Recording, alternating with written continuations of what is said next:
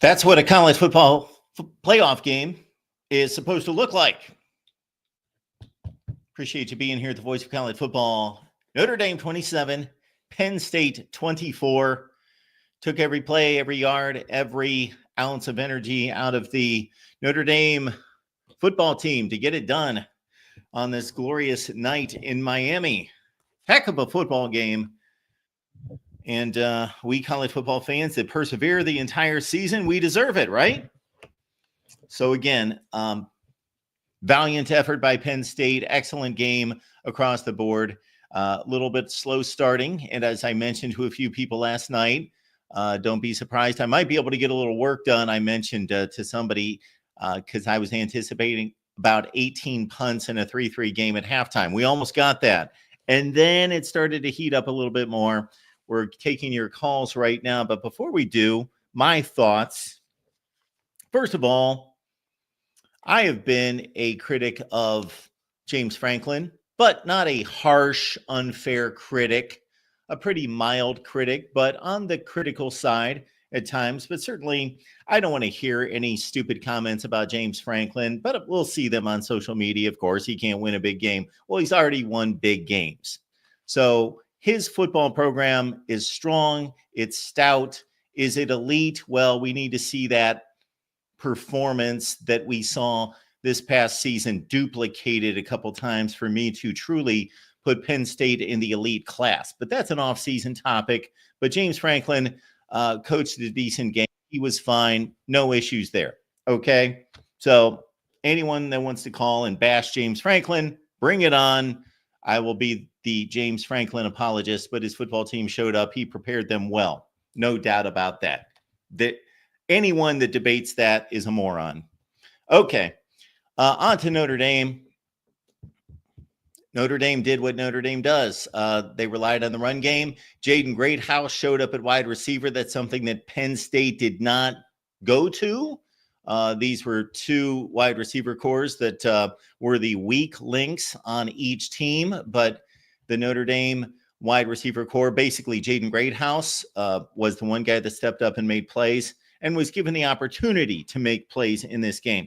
So a few things here. I'm not going to go through all my notes because, of course, it takes us back to play one. We'll just go to the key spots here. Of course, Drew Aller didn't play well for the most part. He had his moments, but for the most part did not play well, particularly in the first half. The Notre Dame coverage, this might be the best coverage secondary in college football. The games I've watched, this one would be no different than the other outings I've seen out of Notre Dame secondary. They're first rate. They don't blow coverages. They don't, I don't see it out there. I think USC's wide receiver core probably exposed them more than anyone, but Notre Dame's defense is rock solid. Now, Penn State's offensive line controlled the run in the first half. Open seams, got a push. The Penn State offensive line in the first half, the Penn State defensive line in the first half. Penn State was controlling this football game, but couldn't separate. Riley Leonard gave us a Riley Leonard game. I think this was more on Drew Aller, not really giving us a Drew Aller game. And that being the significant difference stylistically between these two teams, and we talked about it all week. Riley Leonard, running quarterback, Drew Aller, passing quarterback. Riley Leonard might have thrown for more yards than Drew Aller did tonight. I have not checked the stats. Again, I've got all sorts of things here to comb through. But of course, it came down to Penn State placed the game in the hands of Drew Aller with 47 seconds left to play at their own 15-yard line. From a percentage standpoint, that was not the way to play it. I'm not going to criticize Penn State for going for it, but I think it's a 50-50 proposition, meaning, if you bring the ball out on the kick to the 35-yard line, then it's a different deal. But at your own 15-yard line, 47 seconds left, I was a bit nervous about that, and my nerves kind of Now, I don't care who won the game when I say nervous on the Penn State behalf, because I could care less who won the game, except for hopefully you're getting my picks. I'm 9-0. So hopefully you're benefiting from that out there, many of you. 9-0 on the college football playoff picks. Picked Notre Dame in this one by 2, one by 3. So again, back to that. Again, they put faith in the quarterback. Greg McElroy made the statement. He's only thrown 9 career interceptions against over 50 touchdown passes. And I just had a feeling this is not the way to go. They're buried too far against a really good defense and an excellent secondary. Christian Gray is he's a feast or famine player in the secondary for Notre Dame if you've tracked his season. And this time it was feast because Drew Aller had no business throwing that football. Again, all sorts of turning points in the second half, specifically in the final 10 minutes that we can go through. But we want to go through them with you, so I'll take your calls. And here we go. Consider contributing here at the Voice of College Football. Maybe we'll do the hour time limit. I'll take my cue from the Michigan boys. We'll go $100 for the first hour. There we go to push us to a second hour. Let's do that. We're at the 6-minute mark. Michigan man joining us. What's going on, man? Hey, man, great game. Let me start out with that. I want to say great game. I want to say congratulations to Ohio State for winning the national championship. I think that Notre Dame, that's a terrible matchup for Notre Dame. Terrible matchup, in my opinion. I want to say I have a criticism of James Franklin per se, but it'd be hard for me not to. He's a good coach. He's a great coach. Don't get me wrong. But there is something in these big games. I don't know if it's situational. I don't know if he's just cursed. I don't know what it is. But it seems late down the stretch in these top 5 matchups, they seem to crumble. I don't know what it is, Mark. It's not a curse. Curses do exist, by the way, but they don't involve stupid things like football. Okay. We'll get that out of the way. He's not cursed. Yeah, I know, but I agree, obviously. But would you agree? I mean, Not he's everyone one. would agree with that. Do I agree with what? I mean, he's 1-15 now in top 5 matchups. I don't think generally he's had a good enough team. So if you want to blame his recruiting, I think he's had some teams that could win some of these games. Personally, they could. Of course, they could have won tonight. They could have easily won tonight. They were good enough to win the game tonight. But most of these games, they've not been good enough to beat the best Michigan teams, the best Ohio State. That's the bulk of what we're looking at this 1-15. It's Ohio State and Michigan. Yeah, I mean that is true. I mean that is true. I can't deny that. I don't know, man. I think this is I don't know. I'm just not the biggest James Franklin fan. I think my main criticism of him is I think he tries to do too much at times. I think, for example, they ran the ball a lot. So I just think it's more of a situational thing. That run game, they could not stop that run game. And I feel like maybe it's the type of passes they were going for, the type of pass plays they were doing. But situationally, I don't agree. Like, for example, they got to, I think, the first time they got in the red zone for the first field goal, it's 2nd and 4, and you pass it twice. It's just little things like that to me, if you're getting pushed the way you're getting pushed, I'm running it again. I'm not totally switching up what's working. I agree with you. It's a little thing, but that's just me. I was right there with you on the field goal drive with throwing the football. Absolutely. I'm right there with you on that. Now, that's his responsibility as the head coach, but the offensive coordinator's calling the plays. Yeah, no doubt. I mean, look, this was 2 very evenly matched teams, honestly. They both had their issues here and there. And Notre Dame, to me, was just the slightly more disciplined team, the slightly more fundamentally sound team. And in the end, that prevailed. I mean, I could question some things all day long. But at the end of the day, Mark, Ohio State's going to win this thing, man. Like, I thought Penn State was a little bit of a tougher matchup personally. I just don't know how that Notre Dame offense is going to move the ball at all versus Ohio State. I don't know. That's what it looks like. But when they get on the field, some things turn out to be a little bit different. And Ohio State obviously has a ball game they got to play tomorrow night. Yeah, I mean, let me ask you this: do you think that QB run, it's been working? I don't think that's gonna work consistently against Ohio State's defense, and they I rely agree on with that you. more than anything. I don't believe so either.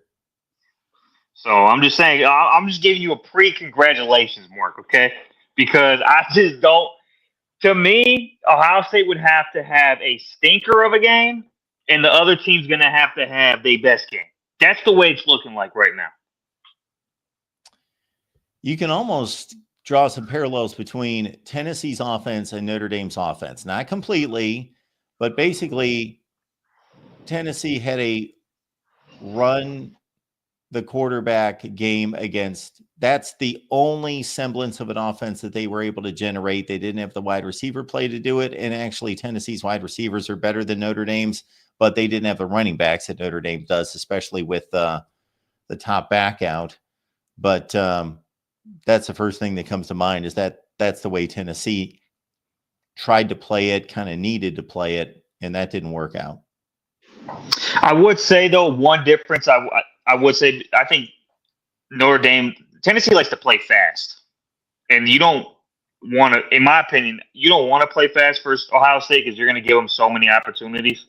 And if you give Ohio State a bunch of opportunities, they're going to score 9 times out of 10. I mean, they're going to score if you give them unlimited opportunities.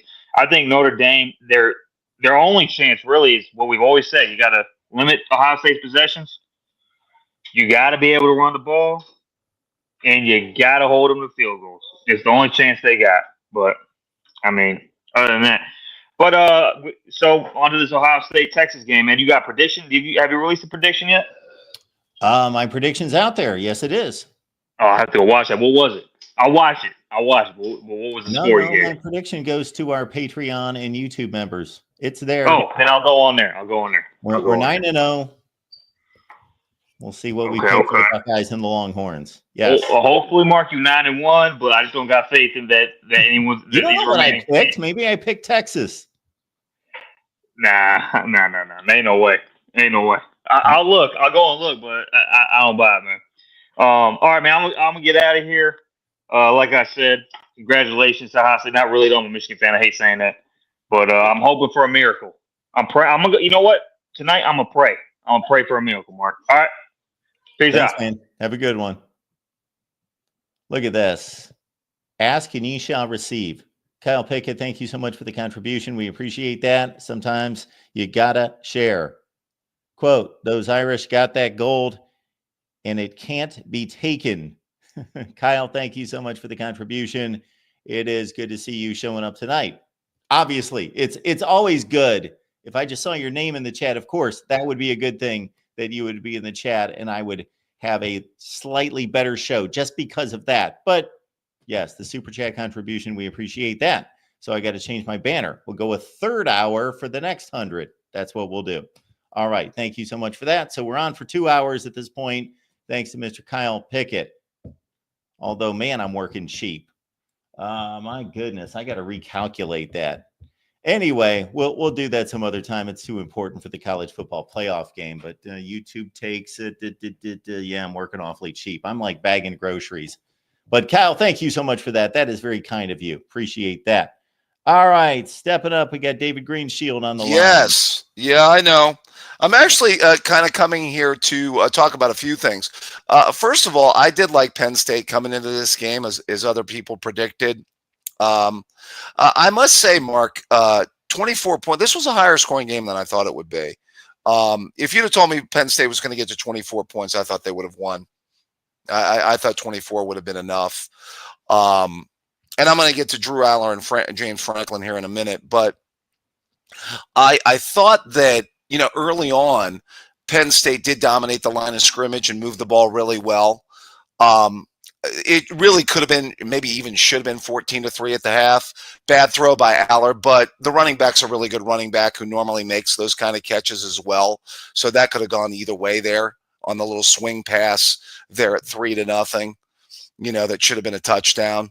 Oh, yeah. That I consider more of a drop than a bad pass, but it was not a good pass. So it was a little bit fault on both players. But if you're a running back like Nick Singleton at Penn State, Yeah, you should catch the football. It's on your hip. But if you're right. Drew Aller and you're headed to the NFL, you got to throw a better pass. The guy's wide open.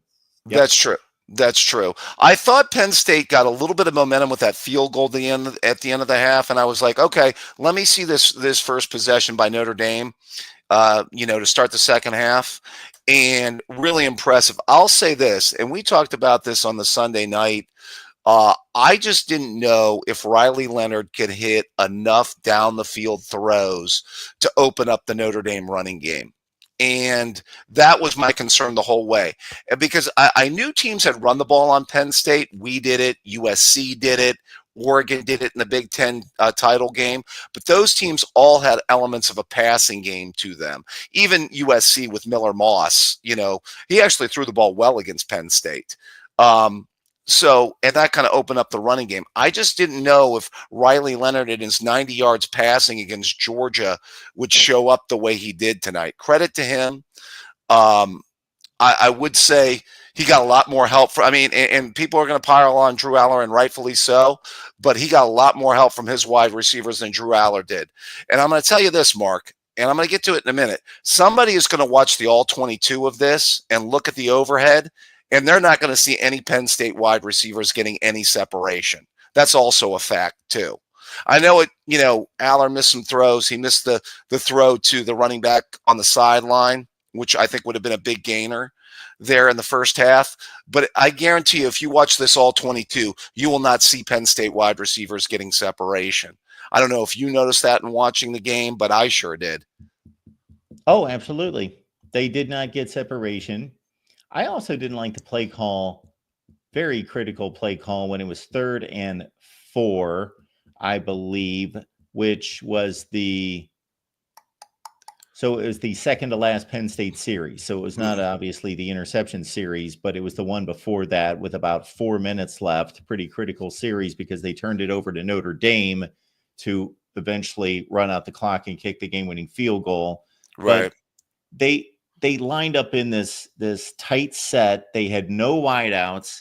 They had Tyler Warren on the left. No, he went in motion, ended up on the left side, and Notre Dame knew just to take him out of the play. They just bracketed him. They were all over him. Aller had to run and had no chance. And just to not give him any options on the play, drop him back to pass, roll him out, and have a few options downfield and put everything on Warren to get open when Notre Dame knew that was what they were doing. And then Aller's got nowhere to go with the ball. Well, that's what I said the entire year. I mean, every passing game needs an option B, option C. If I was a defense, I just build a fort around Warren. I just double team, triple team Warren and say, I dare you to throw to, those Joe Blow wide receivers out there because they're not going to get separation. I mean, get separation, but every time, and I've yet to really witness it, but I hear this every Penn State game. Amari Evans is one of the fastest players in college football, and maybe he is. I just haven't really witnessed it. Right. Well, I told you. I know you said that. I mean, Clifford at least had a Dotson or a Hamler that were good. They were better. We talked about this last time. They're better than these guys, Mark. I know you're still president of the Clifford fan club, but Hamler and Dotson are better than these guys. Yeah, well, we've established that many times. I mean, the other thing that I would say, and I do think Aller was bad. The throw across the field, you can't do that. And like I said, I think he missed a really good throw down the sideline because I think that running back would have had a really good gainer down there as well. I tell you, the other person's got to be feeling really bad right now is that Penn State corner who got his ankles busted. Oh, well, did you see that play? Well, first of all, Cam Miller he was not in press coverage. So, man, did he get just dropped on he's back on his heels. He's about 6 or 7 yards off of the receiver, and he just falls on his rear end. Right. And then so Great House is down the field. It was an easiest throw in Riley Leonard's career. So he just hits him in stride. And then when you're trying to make an open field tackle, and it was a poor attempt. I think that Yeah. was Jaden Reed. It was a poor attempt, but he looked foolish. And yeah, that's just the way it goes. That reminds me of an Ohio State cornerback who fell down in a critical situation in a playoff game and gave up a long touchdown pass. Which I'm usually got these ones, Mark. You said it happened Georgia. in Oh yeah, with the fall down play. Yeah, that was the safety at the time. I think that got beat there. I don't think it was a corner. That might have been Ransom in that game, if I'm not mistaken. That Smith for Georgia caught that bomb from Stetson Bennett that really made it a game. Yeah, I remember that. That made it 38-35 in that game. Okay, now it's coming back to me, unfortunately. But yeah, I do remember that. Like I said, I thought. I do wonder, though, as much as I do not want to agree with the team up north man, I do wonder if Penn State sometimes gets away from their running game and their bread and butter a little too much. I know everybody's got this Colton Ickey as the next offensive genius, their OC, but you think there's some truth to that? Yes. So point number one would be it's always easy for us to criticize play calling when it doesn't work. And so there has to be some type of balance or some type of just having the knowledge of your offense, having the knowledge of your personnel to know what to do. Because if you run, and you're running successfully, conventional wisdom is you run until they stop you. However, we do see very good play calls when you run, and it's 2nd and 2, and boop, over the top, and you hit them for a big play, and you took advantage of your ability to establish the run and dominate up front, and their respect for that and them selling out for that. So you can make both cases. However, Michigan Man was the first caller. I was in that camp that he was just highlighting that first drive where they eventually kicked the field goal, where they had like a 2nd and 4, and they threw 2 passes after they had just run down their throats. So I was thinking the same thing in that situation. Yeah. Yeah, I thought that, they had completely established the line of scrimmage, which was impressive. I tell you, they have a good offensive line. You've got 2 good backs. It's the gift that keeps on giving. You thought that they, especially with Aller being off and their receivers not being able to get open, you figure just lean on the run game, and that would have been, enough to maybe, get it done. But we said earlier in the year, I think, what did we say, Mark, that these 2 teams were pretty much evenly matched when we compared them, by the way. Yeah, and so that's what we got here. And I went into the game fairly confident. That's a bit of a stretch. I picked Notre Dame to win, as I posted on the screen there. I picked them to win by 2 points. Yeah. But like you, a little bit lower, about a touchdown lower than what we got. I said 20-18. I was just going to factor in a bit of a 2-point conversion situation there. Strange score there, Mark. Yeah. And that's what we got. Yeah. 2 excellent football teams, but limited football teams in certain ways, but excellent football teams. Could the case be made this might be the best game we've seen so far this year? The best game?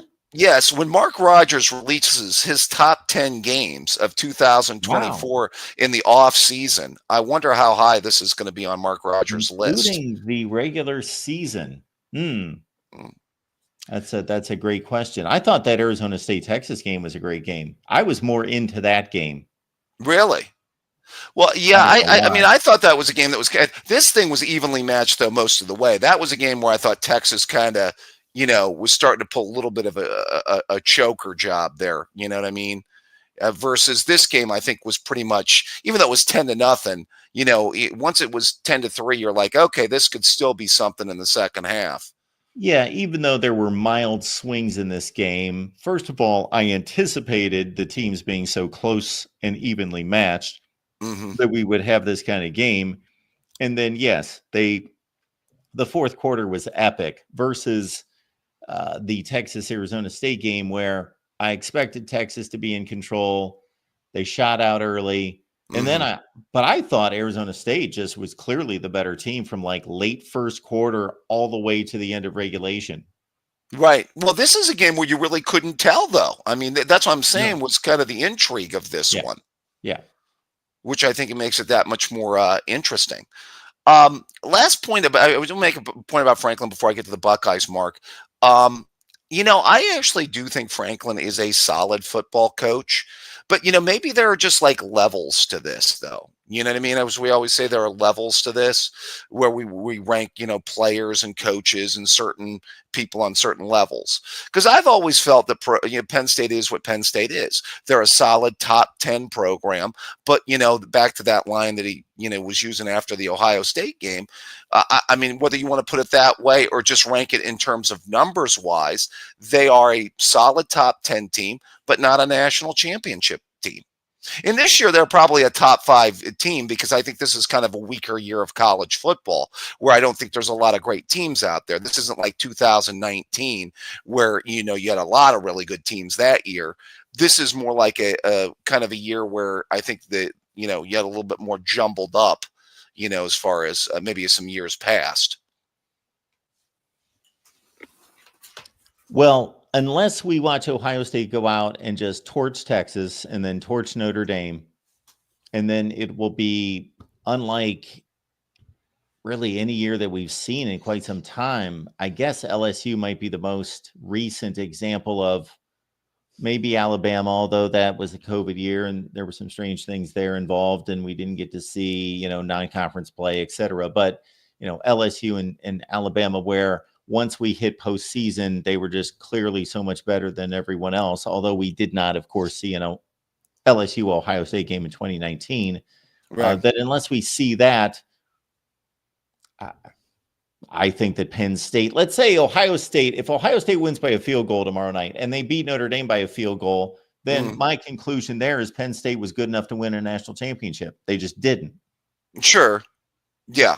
I mean, I think, I don't know if this was Franklin's best opportunity. I still feel, and I put it in the chat, I still feel his 17 team was his best team. Maybe best chance to make that. Those McSorley, Saquon Barkley teams. I guess they were. I get your point. Yeah. They were more star-studded. They certainly had the great running back, who I understand almost broke Eric Dickerson's rushing record this year. Yeah, I think Dickerson wanted him to put an asterisk behind it because it would have been 17 games instead of 16 games. All that should be done. I agree with that. Like, they can play 20, they'll be playing like 23 games here. By the time I call it quits. Yeah, don't give Goodell ideas there, Mark. But Barkley and then the wide receivers led by Godwin better. Yeah, by far. But I don't know. I don't know about the rest of it, though. I'll take Aller and I'll take the offensive line. I think that their offense, it's good. It's a good argument. I'd have to bring in a Penn State guy to refresh me on what kind of defense. I'm trying to think. The Black Shoe Diaries guys come in. They probably can make that comparison for you. The Penn State people. A good one. Yeah, there you go. Want to talk a little bit about the Buckeyes tomorrow, Mark. Certainly go in with a sense of confidence. I want to say great deal of confidence. I'm a little bit leery when everybody's patting you on your back, as tends to happen, especially playing against a team with some really good talent. I do think that their front seven's got some really good talent. Their one edge guy, was it Simmons, right, Mark? Yes. That was the freshman of the year. Although I will say this, Ohio State's done a pretty good job with edge guys over the course of the season. They did a good job with Pierce against Tennessee. Oregon had 2 good edge guys because remember they got Birch back, and so I'm pretty confident they might hold up. It'll be interesting to see if Texas runs some blitzes to kind of get after Howard and generate a pass rush.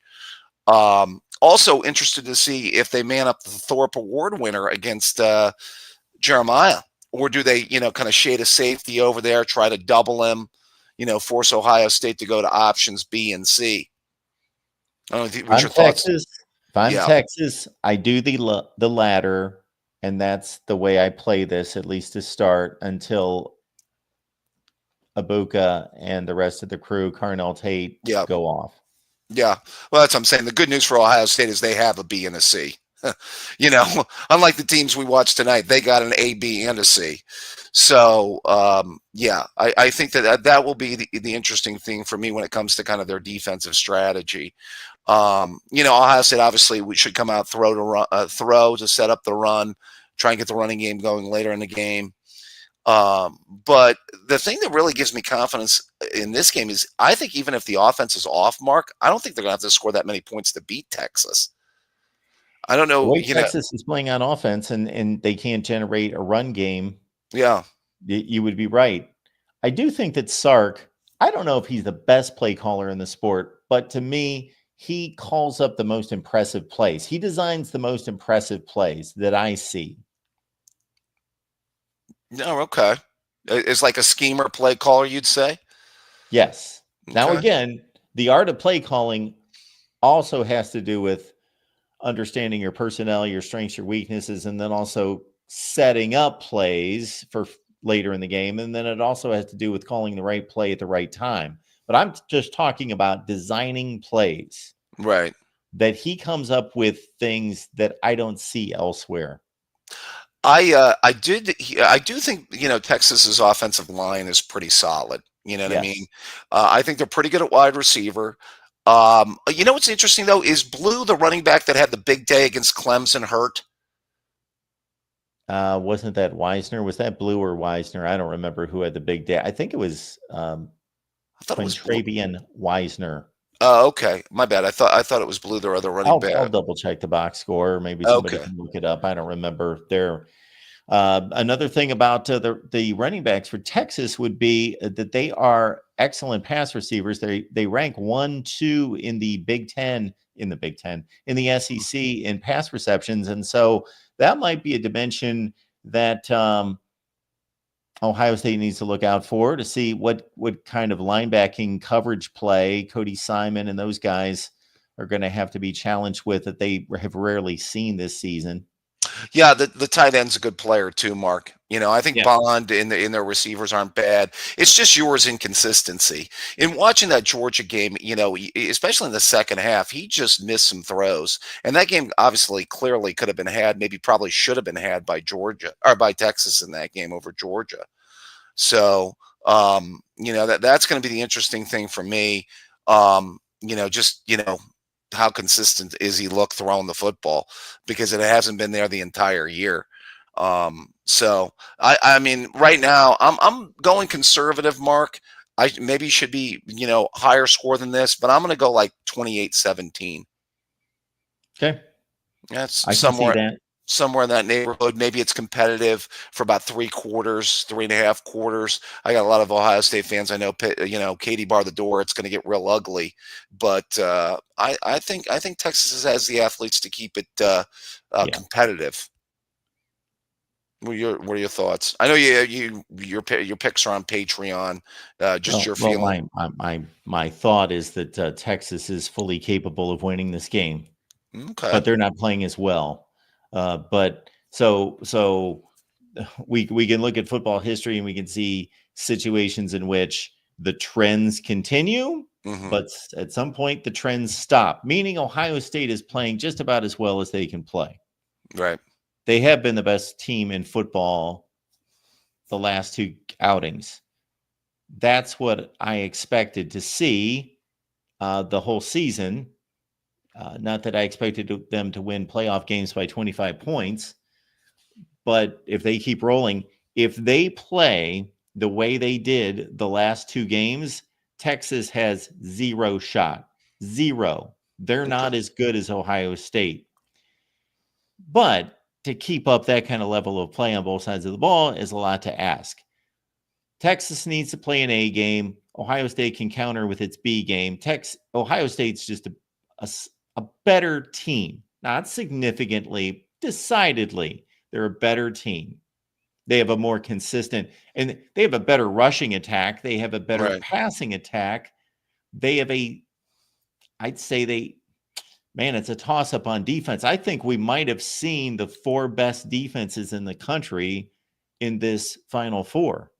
The one thing I will say with Notre Dame, the interesting matchup, though, is Notre Dame's secondary is very good. I will say that. I know I was spending a lot of time talking about how good how garbage the Penn State receivers are, which they are, but their corners are secondary is really solid. If you heard my open, that was one of my statements, that this Notre Dame secondary can cover better than anyone that I've watched this year. Right. All right. Well, going to be an interesting one tomorrow. We'll get back together again tomorrow and talk about a great Buckeye victory, my friend. Excellent, David Greenshield. Good to see you, man. Take care, my friend. Take care. Which leads me to a point we'll make after the season. David made the comment about the Notre Dame secondary, and then I'm thinking about Ohio State, of course, getting blitzed in the secondary in the first matchup against Oregon, and then us talking maybe at some point about best matchups that could have been played this year, the matchups we would have loved to have seen, and Notre Dame and Oregon came to mind. But that's obviously for the offseason. Kyle and others are forcing me to do a little accounting tonight, which is a good thing. So let's do that before we take the next call. A little accounting here for the Voice of College Football. So we appreciate all of these contributions coming in.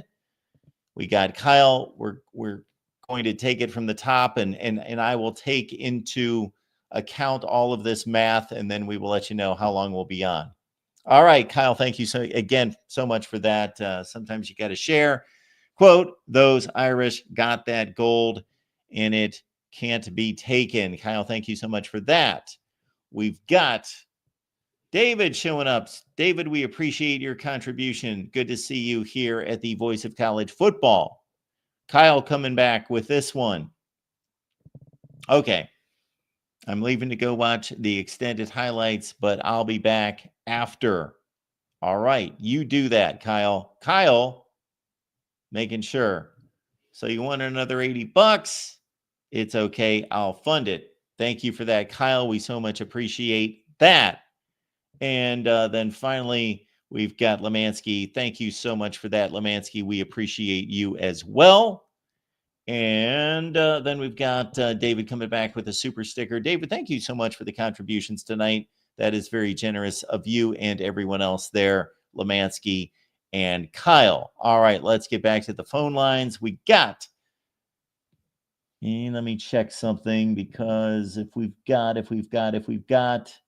just wanted to make sure if we had any particular special guests or any contributors in the super chats that we would want to give them preference, obviously. But, this guy does a show with me every Tuesday. So, hey, why not?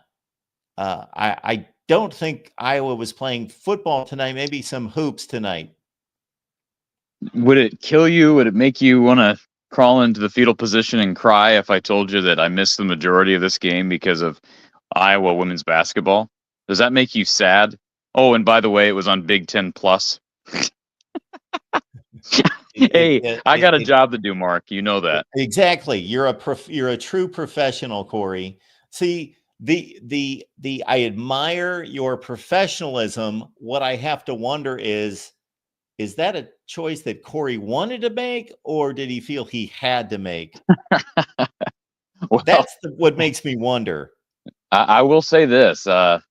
This maybe says more about our fan base than it does the sport. I'm sure you would say it does, but we had good numbers tonight on the postgame show. I mean, our postgame show was happening right in the middle of all the juicy stuff of this semifinal game, and we peaked around 350, I think, for live concurrent viewers for a road loss to an unranked Illini team.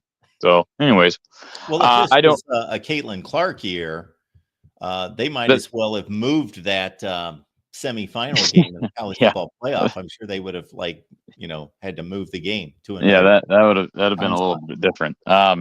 So can I just say this is absolutely relative to the game today. Have you addressed on here the Drew Aller yacht rumors from earlier in the day? Yacht. I don't know anything about a yacht. Was he on a yacht Y-A-C-H-T. earlier today? You didn't see this? Where are you? You're on social media. There are photos floating around Oh boy. that claimed from some ex user that went viral that allegedly showed Drew Aller on a yacht earlier today off the coast of Miami. Now, with that being said, apparently X has, you know how X likes to fact check these viral posts? X has fact checked that, and they're claiming that it was actually a picture of Bo Pribula off the coast of Miami. But what's funny about all this is it's not that warm in Miami right now, and everybody had their shirts off. Anyways, we don't need to go on down the rabbit hole, but I just thought it was interesting because it was a big story earlier. And I know Penn State Live or Penn Live or whatever website that is, they did some huge thing about it. But I couldn't help recall that because I did get the game on in time to watch the tail end, and I see that horrific decision to throw over the middle late in the game, late on the play, bad place in the field to do that. I mean, just a lot of cardinal sins violated there. Well, and you've been watching Iowa play football for too long. Well, I know what it means. I know what cardinal sins look like as it relates to the passing game. So, no, it sounds like it wasn't Drew Aller, but I was kind of hoping it was because I wanted you to spend some time on a college football playoff semifinal postgame show talking about a quarterback who is distracted on game day. There was a similar tale, 10 or 15 years ago, something like that, with Tony Romo. Maybe it was, I don't want to slander anyone if I'm calling out the wrong team and the wrong players, but I thought it was Tony Romo and the Cowboys being on some kind of cruise or some kind of vacation at the same time that they had a playoff game that night or the next day or something. I can't imagine a scenario in which, I mean, how would you even get away with that with your coaching staff, right? I mean, in all seriousness, like even if it did happen, that would be the next question. Like if as an administrator, you'd be like, Coach Franklin, can you come into my office first thing when you get back to town? Because that's ludicrous. But hey, David brought up Penn State 2017, and let me just say this: I'm not gonna drone on and on with this call because I know you got other people to talk to, but let me bring up 2017. I didn't realize how tough Iowa's schedule was that year, because that was the year where Iowa, of course, had to play at Wisconsin, the team that eventually won the Big Ten West. And did Wisconsin, they obviously, what did they do in the Big Ten championship that year, 2017? They, of course, lost. Badly? No, did not lose badly. 27-21. Okay. That's what I was wondering. And how close would they have been to the playoff? They were 8-4, weren't they? 8-4 or 9-3. They weren't that close. 10-2. Were they 10-2? 10-2, lost to Ohio State, beat Miami in the Orange Bowl. Wow. Okay. So that was a pretty good Wisconsin team in hindsight. Yeah. I bring that up because Iowa played Wisconsin on the road. That was the two pick Josh Jackson day. They had the Ohio State blowout at home, 3 picks from Josh Jackson. And don't forget the cinematic game between those Penn State Nittany Lions, Saquon Barkley, Sure. Trace McSorley versus Josie Jewell and Nate Stanley, Akram Wadley, Smith Marson. That was a really difficult schedule in the old Big Ten West for an old Big Ten West team, Mark. And Because Iowa also 2 teams from the East. Well, and Wisconsin.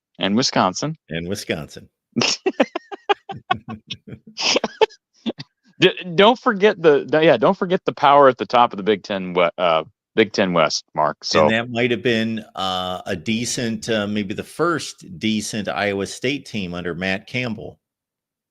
And did you hear? This is what's nuts. So this is twice this has happened with Iowa State. I'm trying to think of the name of the other guy. So the Iowa State quarterback that got busted for gambling. What was his name again? Oh boy. It's on lefty. it starts with a W, something like that. Starts with a W. Yeah, he had the pictures of in a bar or something like that. What was that kid's name? Anyways, I don't know if you knew this, but he dropped down to like D2 or something. And I read here a couple of days ago, he's declared for the NFL draft. Like he put up ridiculous numbers at like the D2 level, good enough to where he thinks he's draftable.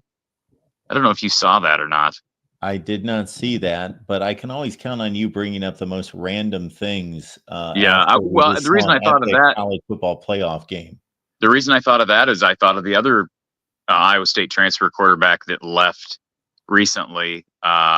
Hunter Deckers. Hunter Deckers, yeah, and he's look up his recent statistics. Look up his statistics and figure out where he's playing this year.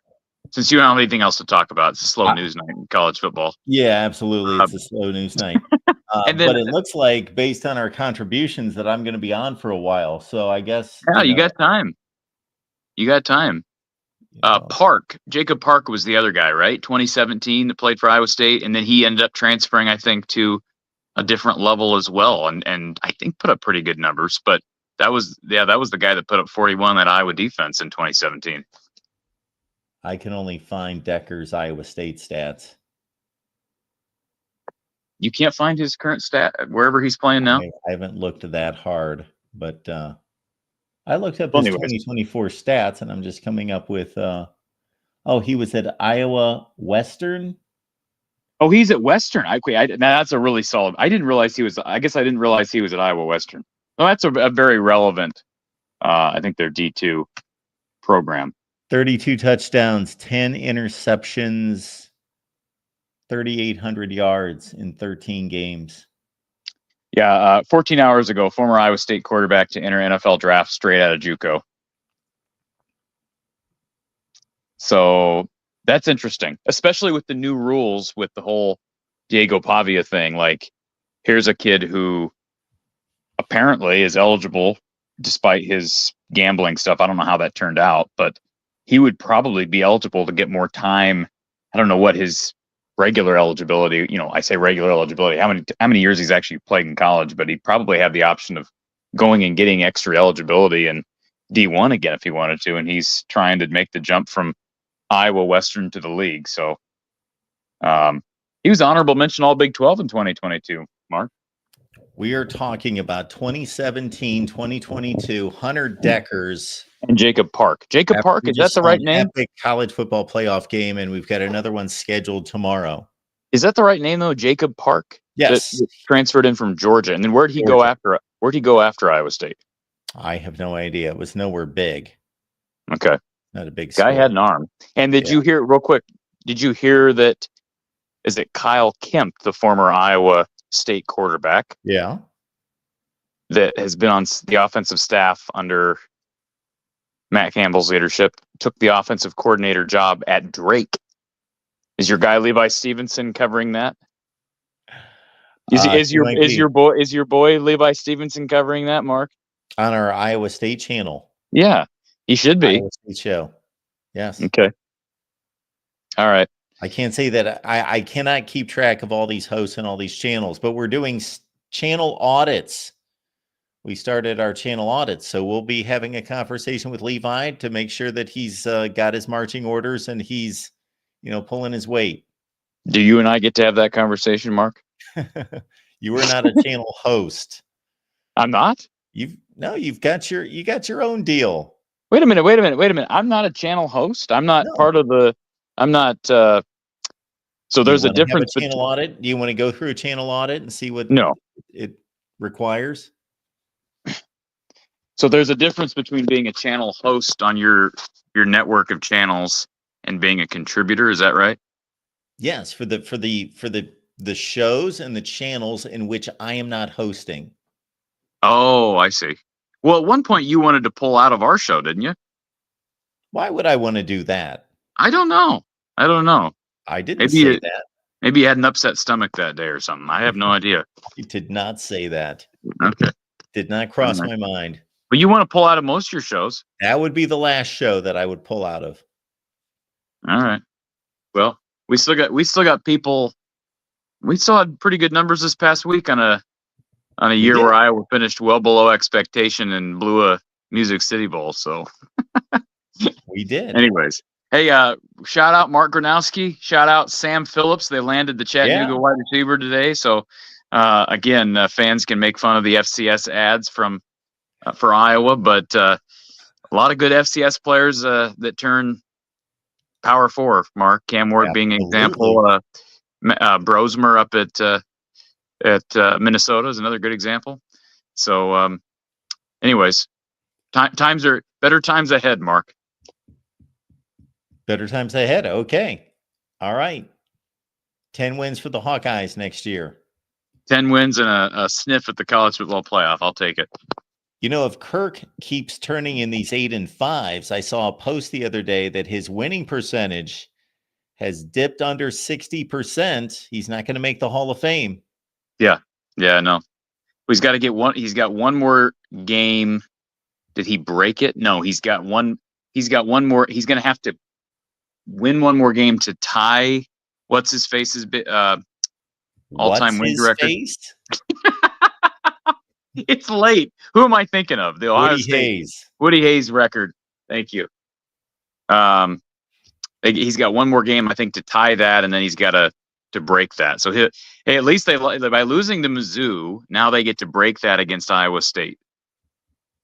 And you know, the week that happens on our show, I'm going to be outlining the winning percentage of those two coaches and the number of games that were required to win those games.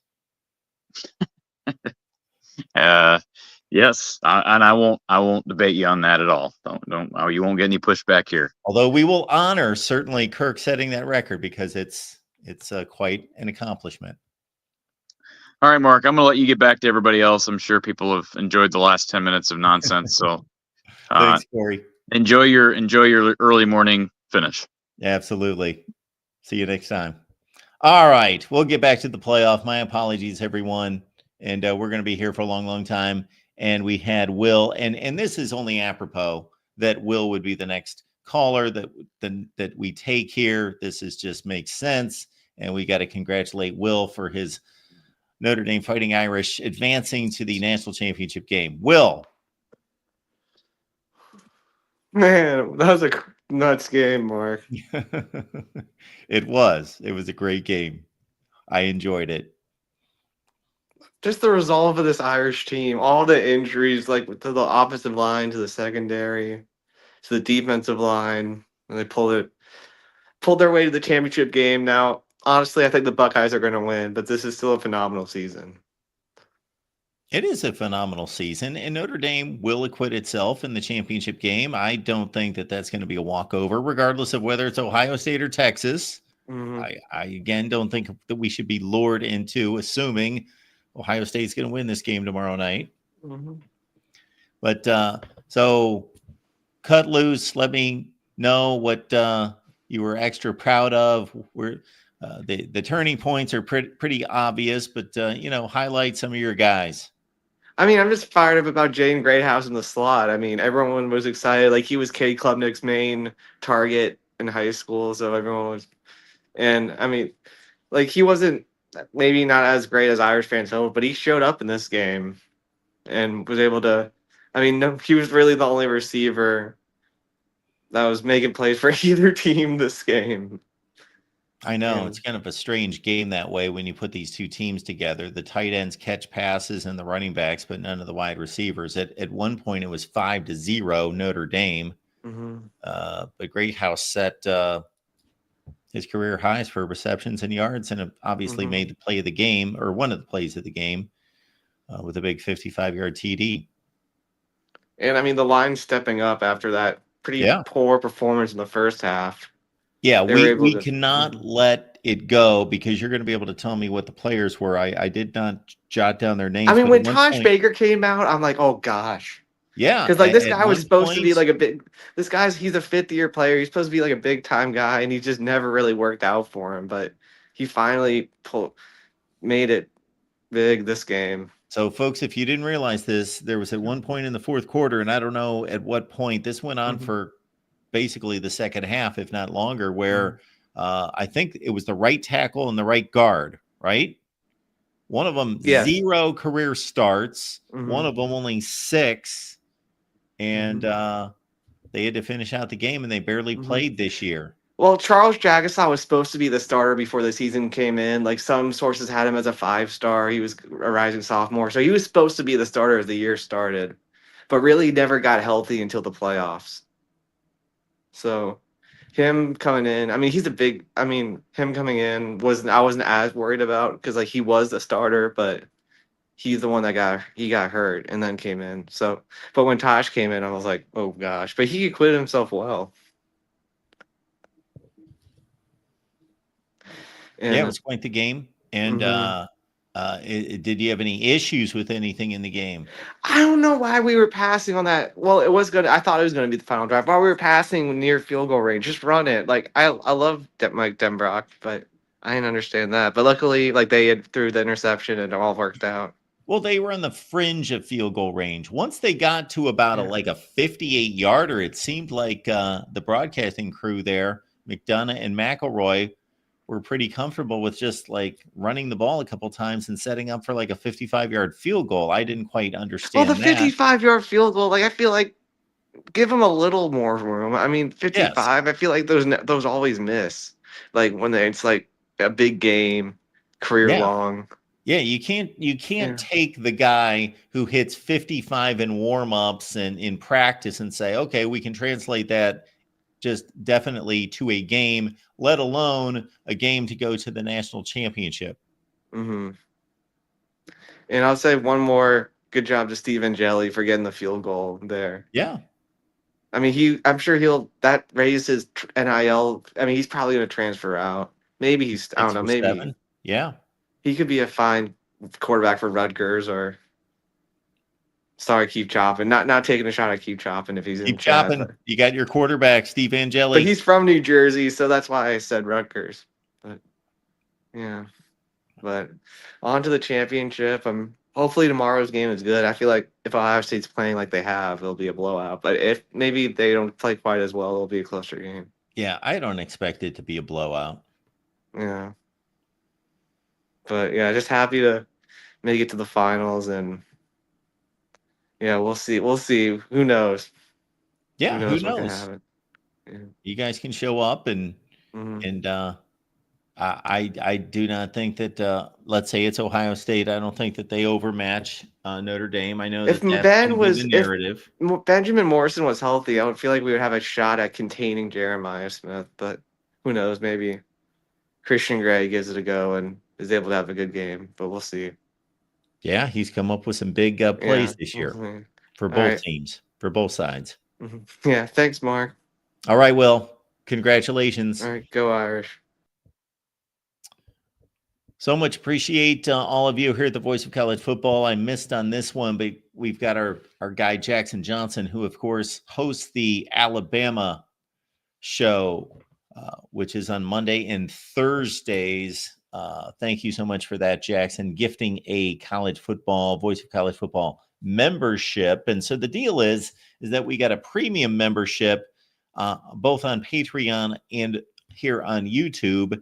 And that's where you get my picks. However, for these picks for the semifinals, I opened that up for everybody who's a member. So at the lowest tier, whatever it is, because we had our under the radar selections from Steve Merrill throughout the season, plus all my picks, Steve Dace's picks, Matt Zemek's picks for the premium members. But for the college football playoffs, I've opened it up for my picks. Hopefully you got them 9-0. So thank you for that, Jackson. Let's find the rest of these super chats coming in. We've got MM, who says, go. I've got to separate it with enough space because it's like the next sentence. Blue, but go Mark. Thank you so much for that. I appreciate your contribution. And Lemansky coming back with this one in honor for Corey Brads. Was that a spelling typo or that's just like your nickname for him, Lemansky, maybe? All right. I'm not going to be sharing that money with Corey. No, not going to do it. And again, Will, thank you for your contribution and congrats. Erwin coming in with this one. Bit of good playoffs, 2 more to go. Oh, is that an OH or is that an O? Thanks, Mark. I believe that's an OH without the dash. Thank you so much for the contributions, everyone. And let's get to it. Do we have anyone on the line who contributed or needs to cut in line? I don't see that. So we got the real MVP on the line. Hey, Mark, how you doing this evening? I am doing splendid. Well, Mark, this was interesting to watch because both these teams are notorious for choking. Yeah. And down the stretch, I mean, they were both trying to choke like dogs. Somebody had to win. Yeah, somebody had to win. First, I'll ask you, what do you think about the Riley Leonard sack when they were on the edge of field goal range? I thought he was in panic mode. He should have just thrown it away, make it 4th and 5, and then maybe Marcus Freeman and Notre Dame could have gone for it there, but instead he took a bad sack.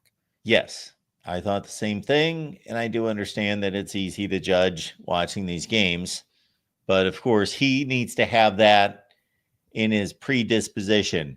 As he's taking the snap, he needs to understand and be processing that as he's calling the signals.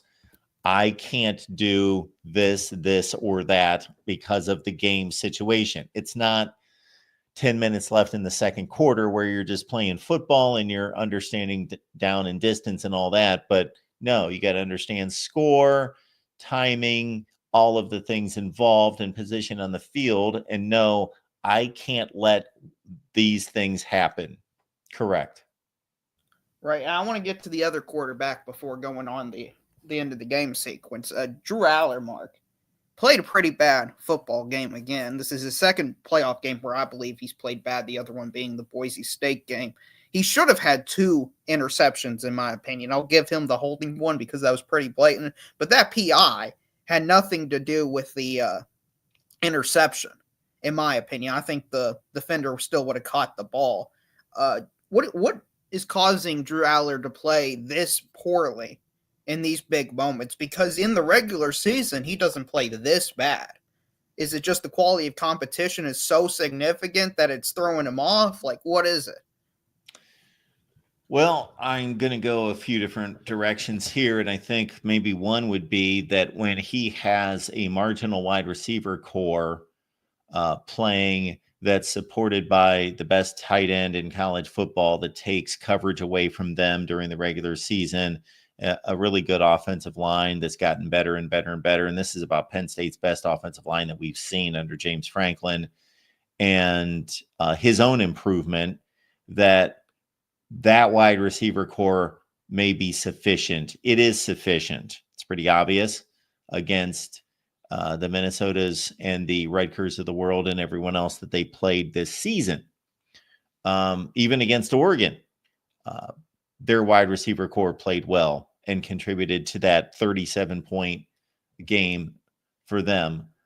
So you take the wide receivers out of the game, and he's just got Warren and a team like Notre Dame that's about as good in coverage as anybody in the country, feels capable of manning up on the wide receivers, bracketing Warren, kind of taking him out of the game, and he's got nobody to throw to, and he starts to force the ball, and he tries to force it to Warren. And man, he was just looking in that direction on that interception that got called back. And I thought, he's not going in that corner, is he? Because it looked like there were about 18 gold helmets in that corner, and he just shucked it up there. Yeah, no, he got bailed out by that official. I mean, that ball should have been picked off. I mean, just for how bad of a read that was, he was triple covered, had players draped all over him. But it was the correct call. I agree with it. I don't think it had an outcome on the play, though, is my point, where the holding call, I think, did have an outcome on the play. That's why I believe 2 interceptions would have been sufficient for him. But Warren, I thought Penn State was more explosive when they did the direct snaps to Warren and had him run on the perimeter and stuff. I'm surprised they didn't do more of those type of plays. They only did it for like 2 or 3 plays and kind of went away with it, which was odd to me because they had success doing it. And if you have success doing it, I would keep doing it until the success ends. But what are your thoughts? Well, I think that some offensive coordinators get bored, or they like to show how smart they are. And most of them by nature got to their position by being better than just about everyone in their field at designing plays. And obviously the designing of plays is not designing a play that everyone else runs. So they want to show that off the, the 3% of the playbook that nobody else has. And so sometimes they outsmart themselves. I get that. And also, how important do you think that field goal was for Notre Dame at the end of the first half? Because to me, that's the key turning point in the game. Was Notre Dame was able to drive down the field, get a field goal, and then they immediately on their next possession score a touchdown. I mean, Notre Dame in the last two playoff games has done really well in the first 4 minutes or of the second half and the last 4 minutes of the first half. What are your thoughts about that?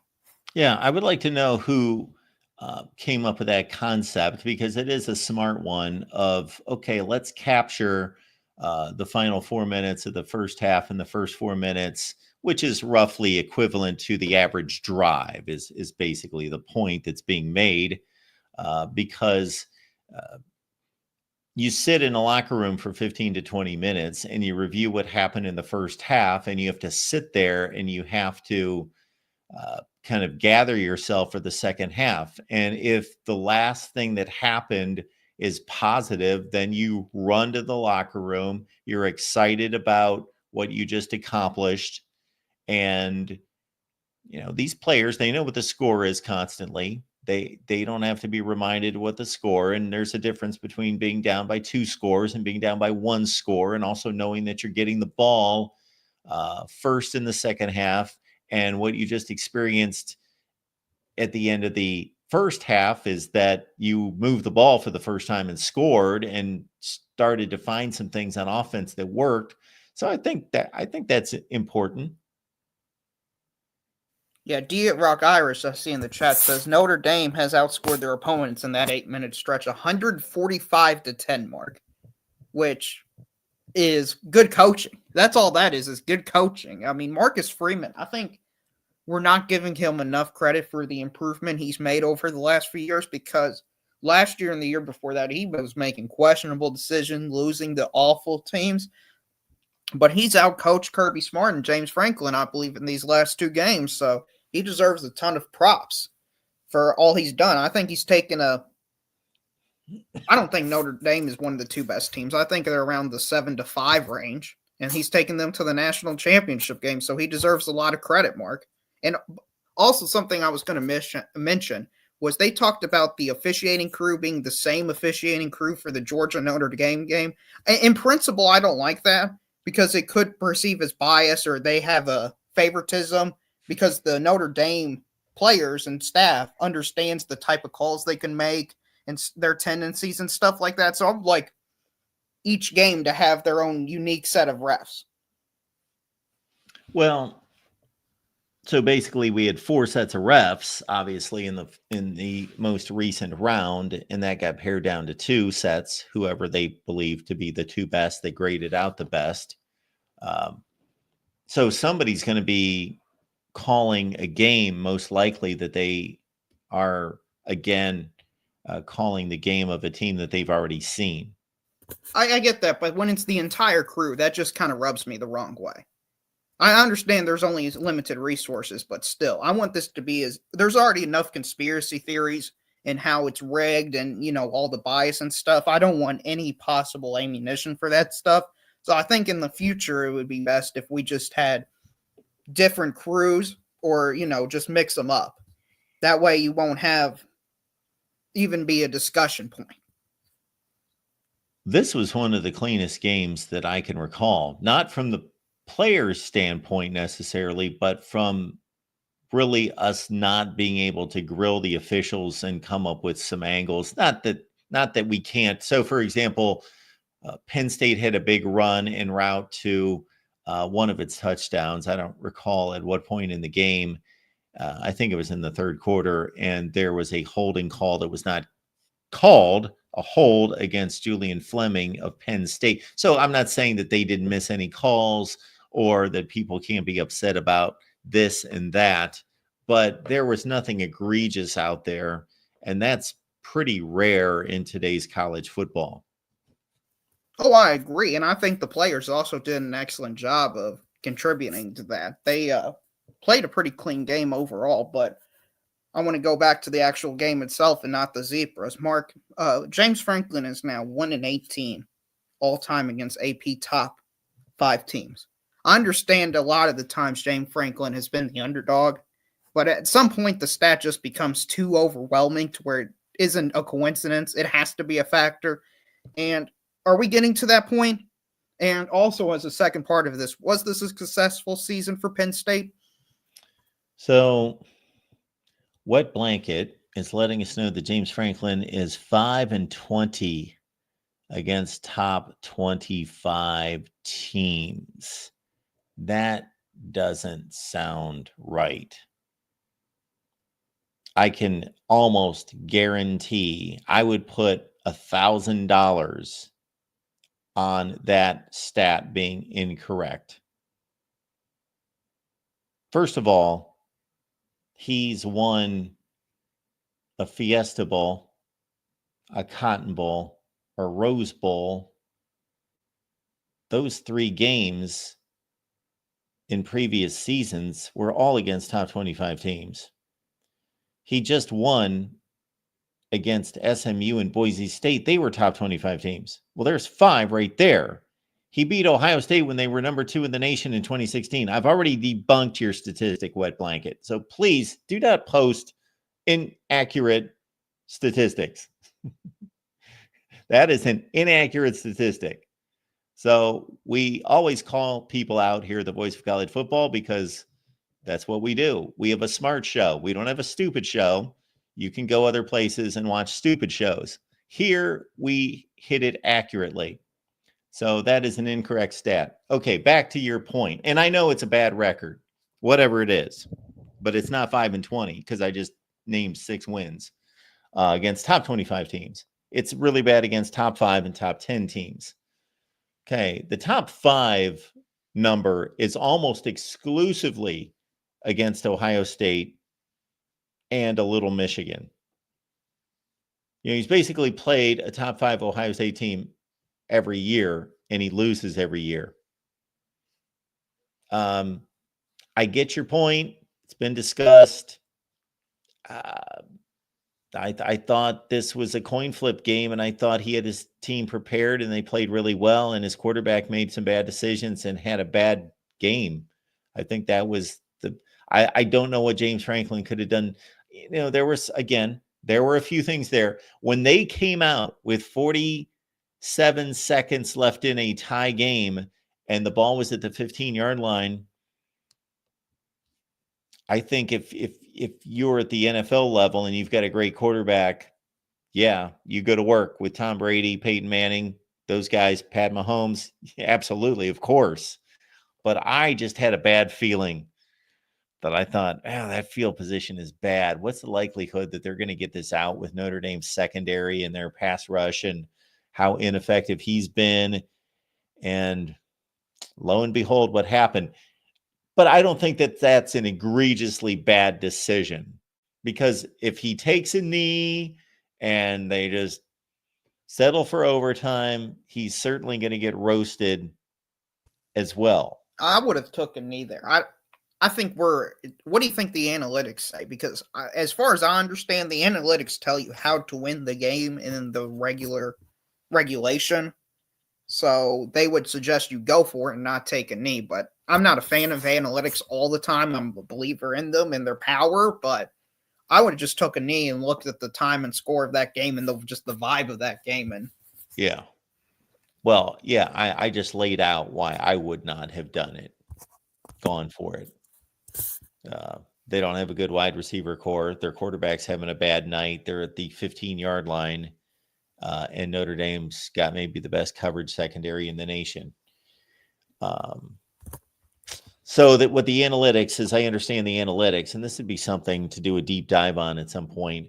What the analytics do is that basically they take a generic situation, meaning they take generic teams, as I understand it. Maybe I'm wrong, but I don't think they bake everything into those. I think it's simply generic team A has the ball at the 42-yard line and it's 4th and 7. Do they go for it against generic team B? The score's tied or whatever. I don't think it takes into consideration, well, your Penn State and your pass offense is 17th in the country and your rush offense is this, and you're playing Notre Dame and their defense is number 2 in the country. I don't think it's that advanced. I get you. And I understand it. I just hate how people just say, well, you got to look at the chart. And because of this magical chart, we made the right decision. No. I disagree with that mentality. Mark, an interesting stat that came out from the box score is Penn State didn't have a single wide receiver catch in this game. Not one. I knew they played bad, but do you put the lack of wide receiver production, because this has been a problem year over year, is that a recruiting problem, their wide receiver coach problem, just the players problem, or James Franklin problem? I would think, number one, it's recruiting. Number two, it's development, because there is no question that even though they have not recruited at a level of a Georgia, Ohio State at the wide receiver position, there are plenty of wide receiver cores across the nation that are productive with lesser talent that have recruited lesser talent. So something's gone wrong there. I agree. And now, Mark, in the playoffs in general, the favorite is unbeaten. They're 9-0. So with that being said, do you think this playoff, as currently structured, has been a success with 2 games to go? Success based on what? What is your definition of success? Meaning, are the networks making money? Probably. Do you find this entertaining, these playoff games entertaining? Have they lived up to your expectations of what you would expect? Not quite, but close. I wouldn't say that it's been a complete disaster or anything. I would anticipate that if we threw the 12 cough, cough, 12 best teams in the country out there and had done that in the past, that we would see the type results that we've generally seen. We saw an excellent game tonight. We saw an excellent yet unexpected game, Arizona State and Texas. The other games, I found Clemson and Texas rather entertaining, although Texas was clearly the best team and never really threatened. And then the other games weren't worth watching. So it's a pretty low percentage. What have we played? 9 games and we've had 3 good games. Is that 3? 3 good games? 2 or good 3. Games. 2 or 3 good games. 2 excellent games. 1 okay game.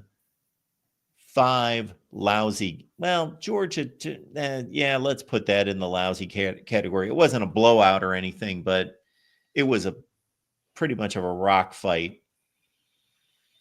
I got you, Mark. The final thing I'll mention to you tonight is I haven't seen a lot of Big Ten chirping tonight, Mark. Where did all those Big Ten fans go? Do you know where they can I can find them at? Because they were chest out and saying the SEC was down bad because of this Notre Dame beating Georgia. Have you seen them? Well, I've not seen them, but they should still be happy about their conference's performance. No, I get that. It's good to be the silver medal, Mark. It's good to be the second best. I mean, listen, very few people get to be the second best at anything in life. I mean, they can take their silver medal and go home. Well, who's the best conference? Oh, that'd be the Southeastern Conference, Mark, the SEC, the conference that's been the best for like 20 years now. Well, I will make a declaration on that at some point once we get past the season. Maybe it's going to hinge on this game tomorrow night. Maybe, but I mean, I've done a pretty thorough deep dive into it, and everybody overreacts to everything and doesn't look into the. Well, sure they do. I mean, look at calls they tonight. Overreact, but they're also overreacting because they want to find something. Oh yeah, they have an opinion, and then they use information to validate that opinion. When True. It should be the other way around. Yeah. I mean, look at A perfect overreaction tonight is everybody just declaring Ohio State the national championships.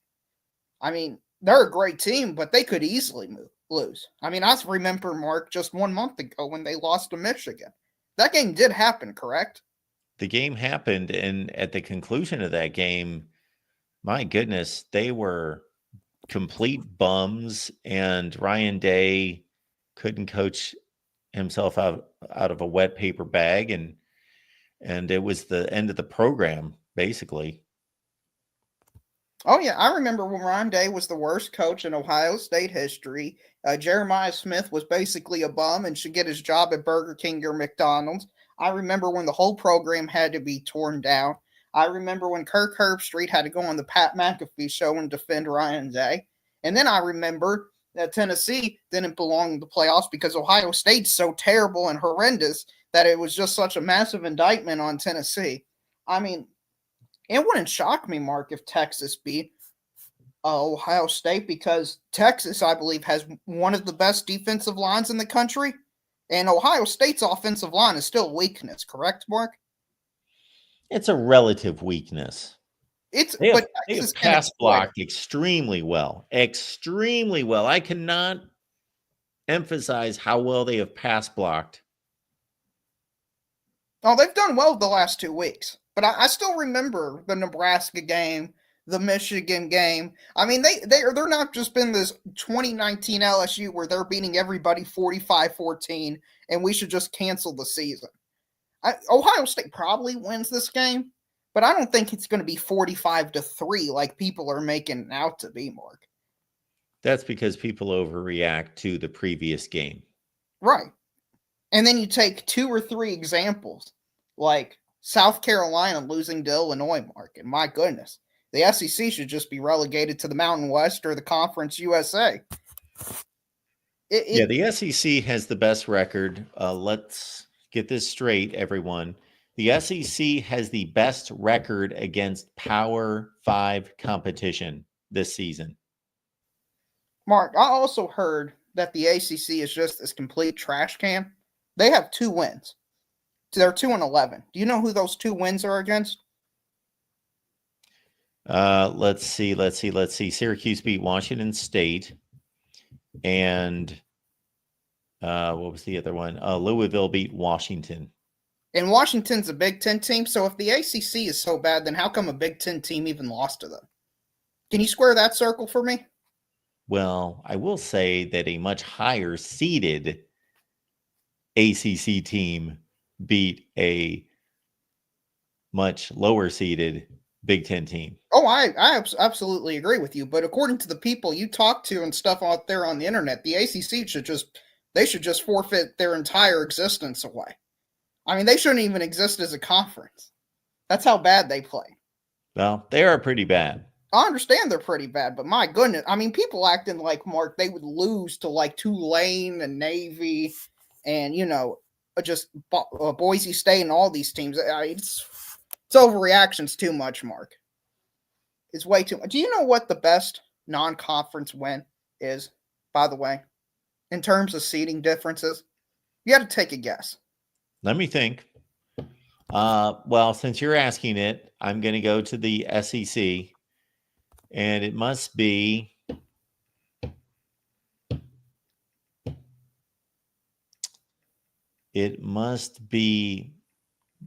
Vandy and Virginia Tech. No, it's South Carolina over Clemson. Okay. 7-1. How about Oklahoma State against Arkansas? Arkansas was pretty down in the SEC. They were like 12.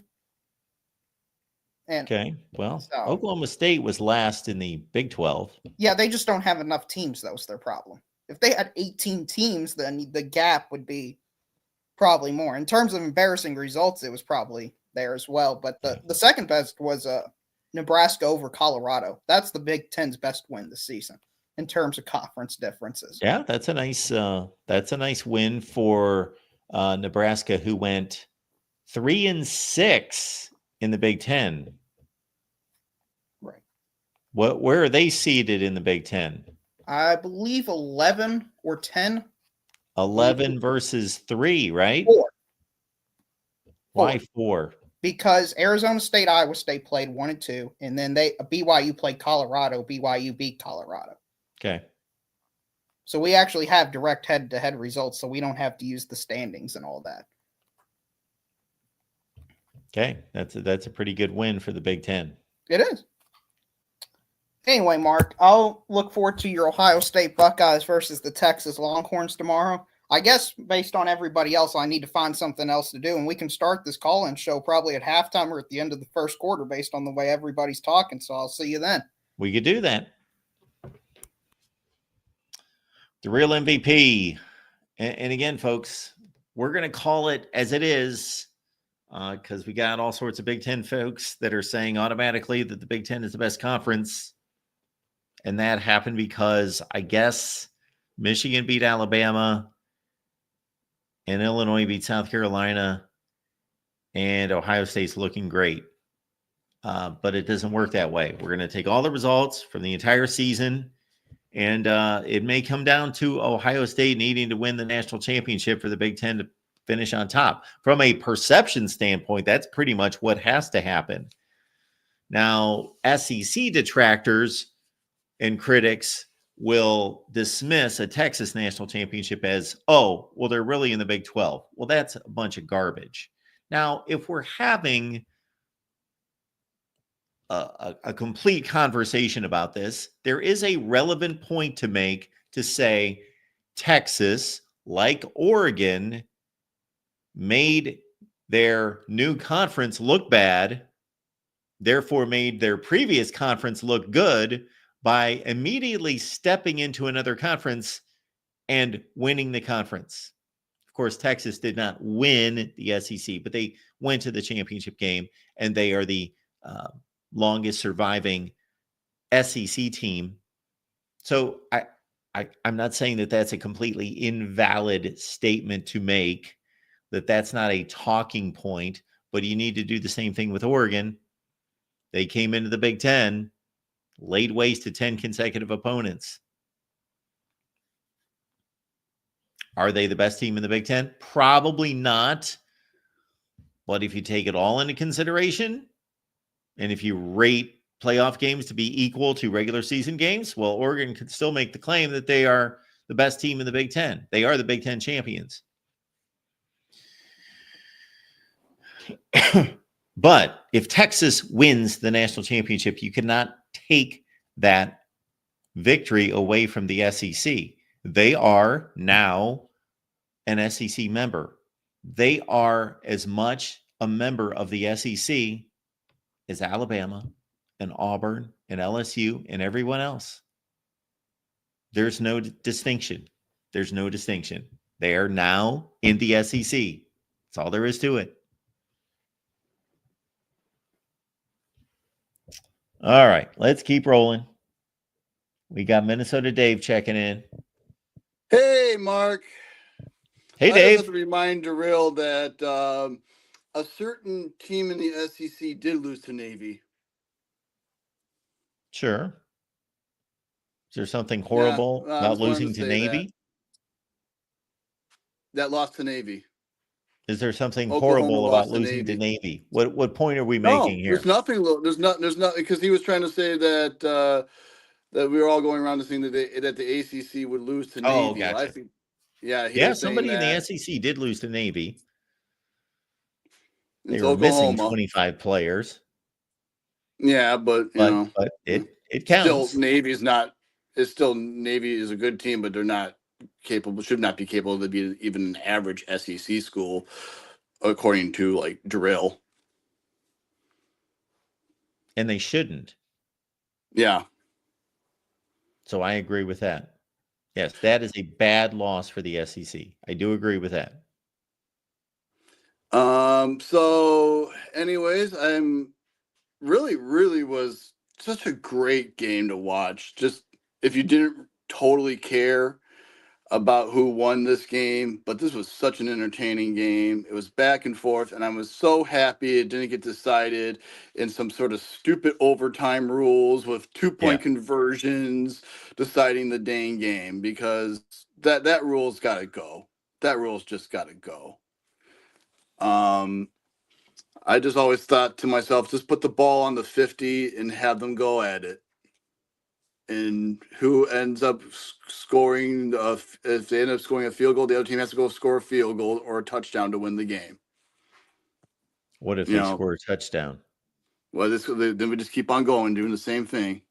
Wait a minute. Yeah. What if the first team scores a touchdown? First team scores a touchdown, the other team has to score a touchdown to win the game. Okay. Yeah. But I was absolutely amazed on the play of Notre Dame. Their defense, they stiffened right when they needed to. They finally got a drive going. We get that field goal before halftime, and then they ended up tying the game. And I would say that fourth quarter was probably one of the most exciting fourth quarters in a long time I have seen. Other than the Arizona State game, that was an exciting game, especially at the end. But man, but you guys were talking about it. Two games though in the college football playoffs have been really great games, but I don't know, man. I'm not going and jumping on the whole Ohio State is going to beat Texas bandwagon yet. I feel that Texas, they got a legitimate shot. I don't think it's going to be a blowout game that a lot of people, especially your Ohio State fans that call in, think it's going to be. Well, it could be, but I agree with you. I do not believe it's going to be a blowout. And who knows? Maybe I picked Texas to win. We'd have to see my prediction. Yeah. I don't pick Texas to win, but I think this could be one of those, like a Notre Dame game, or like Notre Dame Penn State was today. It can come down to the last, like a field goal or a touchdown in the last few minutes to see who wins that game. And I'm really hoping, like I said, it doesn't go into overtime, because I don't like the overtime rules. That's not, to me, the overtime rules are the equivalents of soccer penalty shots to decide who wins. And it's a joke. Yeah, you're basically taking just a small aspect of the game and just trying to get the game over with, rather than actually playing the game out as it normally is played. It's like having a free throw shooting contest or a 3-point shooting contest if you go to overtime in a basketball game instead of playing basketball. Or taking two of your players and playing 1-on-1 or something. Yeah, hockey also kind of does, especially Olympic hockey, with the penalty shot thing, or the 3-on-3 to decide in overtime to decide, and if it keeps on going, they go into a penalty shot thing, and it's like softball does it with the runner on second base. Well, where did the baseball, runner? Yeah, the runner baseball came from nowhere. You're contriving a situation. I don't like that. Yeah, I don't like that at all, especially when you get in the playoff mode. It should be decided on the field. And if it keeps on going until the end of time, it keeps on going until the end of time. Well, that's what they're guarding against, apparently. That's the debate that's made, the argument that they don't want to keep players out there for 7 overtimes, real overtimes. On the Notre Dame interception that got called back for a pass interference, did you think that was a good call? Because that was kind of ticky-tacky. I thought it was a good call. The guy was running like this, and he ran right into the Penn State tight end. Arbitrarily. He panicked, and he was just running at him. Yeah, how many jet sweeps were there in this game? Speaking of which, they don't trust themselves to turn around and track the ball. What's that? Yeah, they have to. That's the other. I mean, I could see it. It was such a close play, though. It's kind of like, oh wow, I don't think it was rather close, Dave. The issue I have is that unfortunately, that's what happened because it was a bad decision. It was a poorly thrown ball, and the guy would have intercepted it anyway. So that's what I hate to see is a penalty called that would not have changed the outcome of the play. Mm-hmm. Okay. Because the Penn State receiver, Warren, was not going to come back and catch the ball or even prevent that DB from intercepting the pass. Yeah. You were talking about receivers. How many jet sweeps were there in this game? I think Penn State did a couple of them. I know Notre Dame they had a big end around with one of their receivers.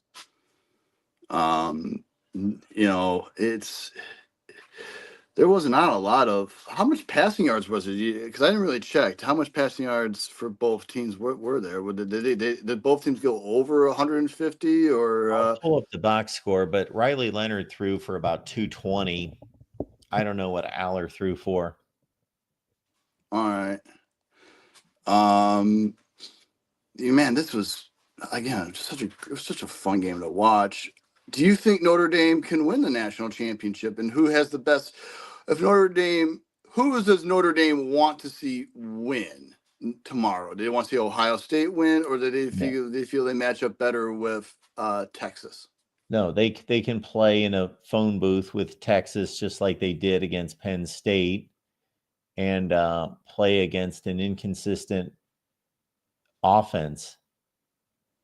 Absolutely. I totally agree with you that because of Texas's talent, because Sark's as good as he is, all those things that Texas has a legitimate chance, and not a chance that makes him sound like some huge underdog.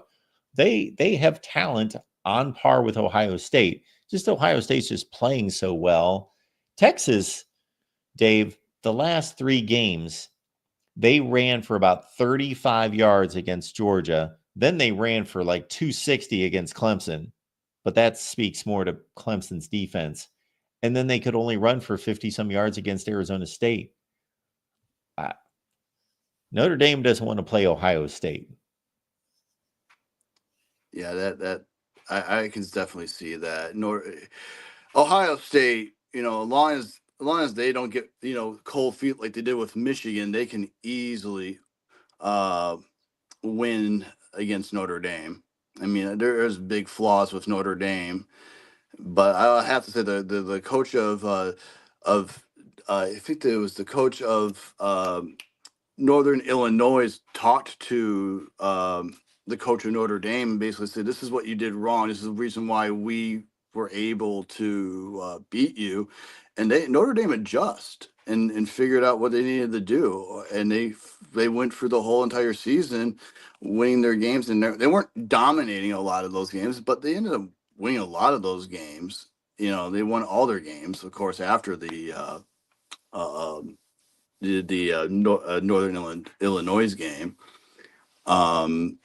So I have another question. Do you think that Notre Dame will have to maybe talk to the ACC eventually and try to maybe get less games against them and try to get more games with SEC and Big Ten opponents? Because I think that's one of the things that I've noticed with Notre Dame scheduling is it's just not as powerful now that they have the 5 teams that they have to put in for the ACC. So Notre Dame has a contract with the ACC. I don't know when that contract runs out, but they're going to have to live up to the contract of the number of games that they are in contract with the ACC, because consider this is not just a contract between Notre Dame football and the ACC. Notre Dame plays all of its sports outside of football with the ACC. Do you think that if once the contract goes out, do you think that Notre Dame will consider getting out of that ACC and getting the rest of their sports into the Big East? And because I always felt that Notre Dame basketball, because I followed Notre Dame basketball a lot back in the day, back in the Digger Phelps days, back when they were independent. Yep. Most of their Yeah, most of their bigger rivalries were the other Catholic schools that are now in the Big East Sure. in basketball, especially in basketball. Marquette is there, DePaul. Yep. Then you also have Xavier, and you also have you wouldn't have to go coast to coast to coast every dang time with your other sports. You can just keep it in the East and the Midwest area. I mean, I think it would be a better fit for them to go back to the Big East, personally. Yeah, I don't know what the ins and outs are of the other sports and what the situation is, other than the ACC being a more popular basketball conference. So, all right, Dave. All right. Well, I will talk to you later, Mark. Appreciate it. Have a good night. Yep. All right. We see the stats here. Penn State running the ball effectively tonight, especially in the first half. They had about 115 or 20 yards at halftime rushing the football, so not quite as effective in the second half. But Allen and Singleton certainly were pretty effective against a really good Notre Dame front seven. You see Riley Leonard with 223 through the air, and Drew Aller only 12 for 23 for 135, and the pick that cost Penn State the game. All right, next up, we got Sean Garner on the line. Hey, Mark, how's it going? Good. How you doing? Pretty good, pretty good. Exciting game. Kind of an odd one. I mean, I thought fairly mundane and boring in the first half. Really, I mean, not. I don't know if the play was of the highest quality, to be honest. Tonight, neither one of these teams looked like a championship team to me. I think that. I mean, I've been saying the whole time that the bracket that they developed was a joke, and whoever came out of the bottom half was going to be probably the decided underdog in the championship game. And I don't know. I watched these teams tonight. I've seen them the whole year. These teams don't have any sort of explosiveness to them. I mean, Penn State, I mean, that is just an absolute disgrace to have 0 catches from a wide receiver. 0. I mean, I don't know what to do. What you can say about that. I mean, They only completed 12 passes. Yeah, absolutely.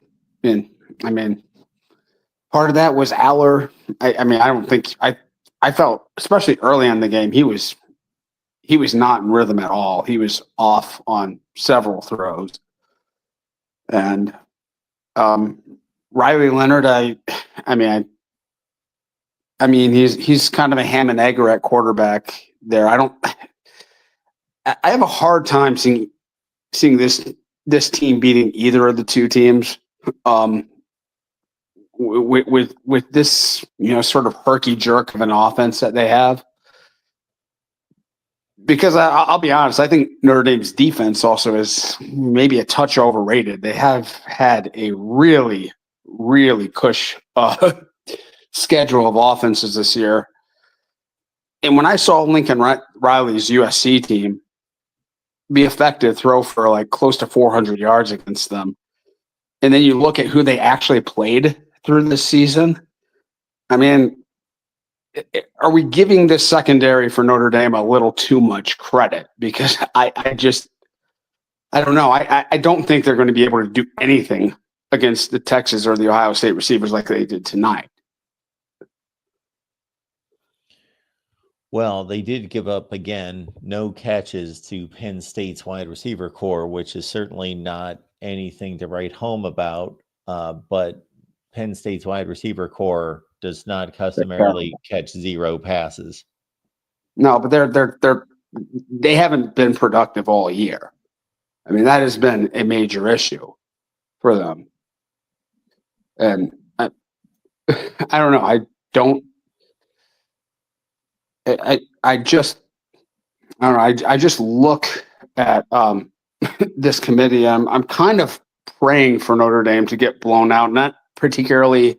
I definitely, if it's Ohio State, obviously I'm a Buckeye fan. I want them to drub them, but I would love to see just sort of the ineptitude of this playoff committee get exposed, because this was a joke of a bracket that they put out this year. I mean, Penn State getting to the semifinals by beating SMU and Boise State, that should never happen. Well, what was the committee supposed to do about that?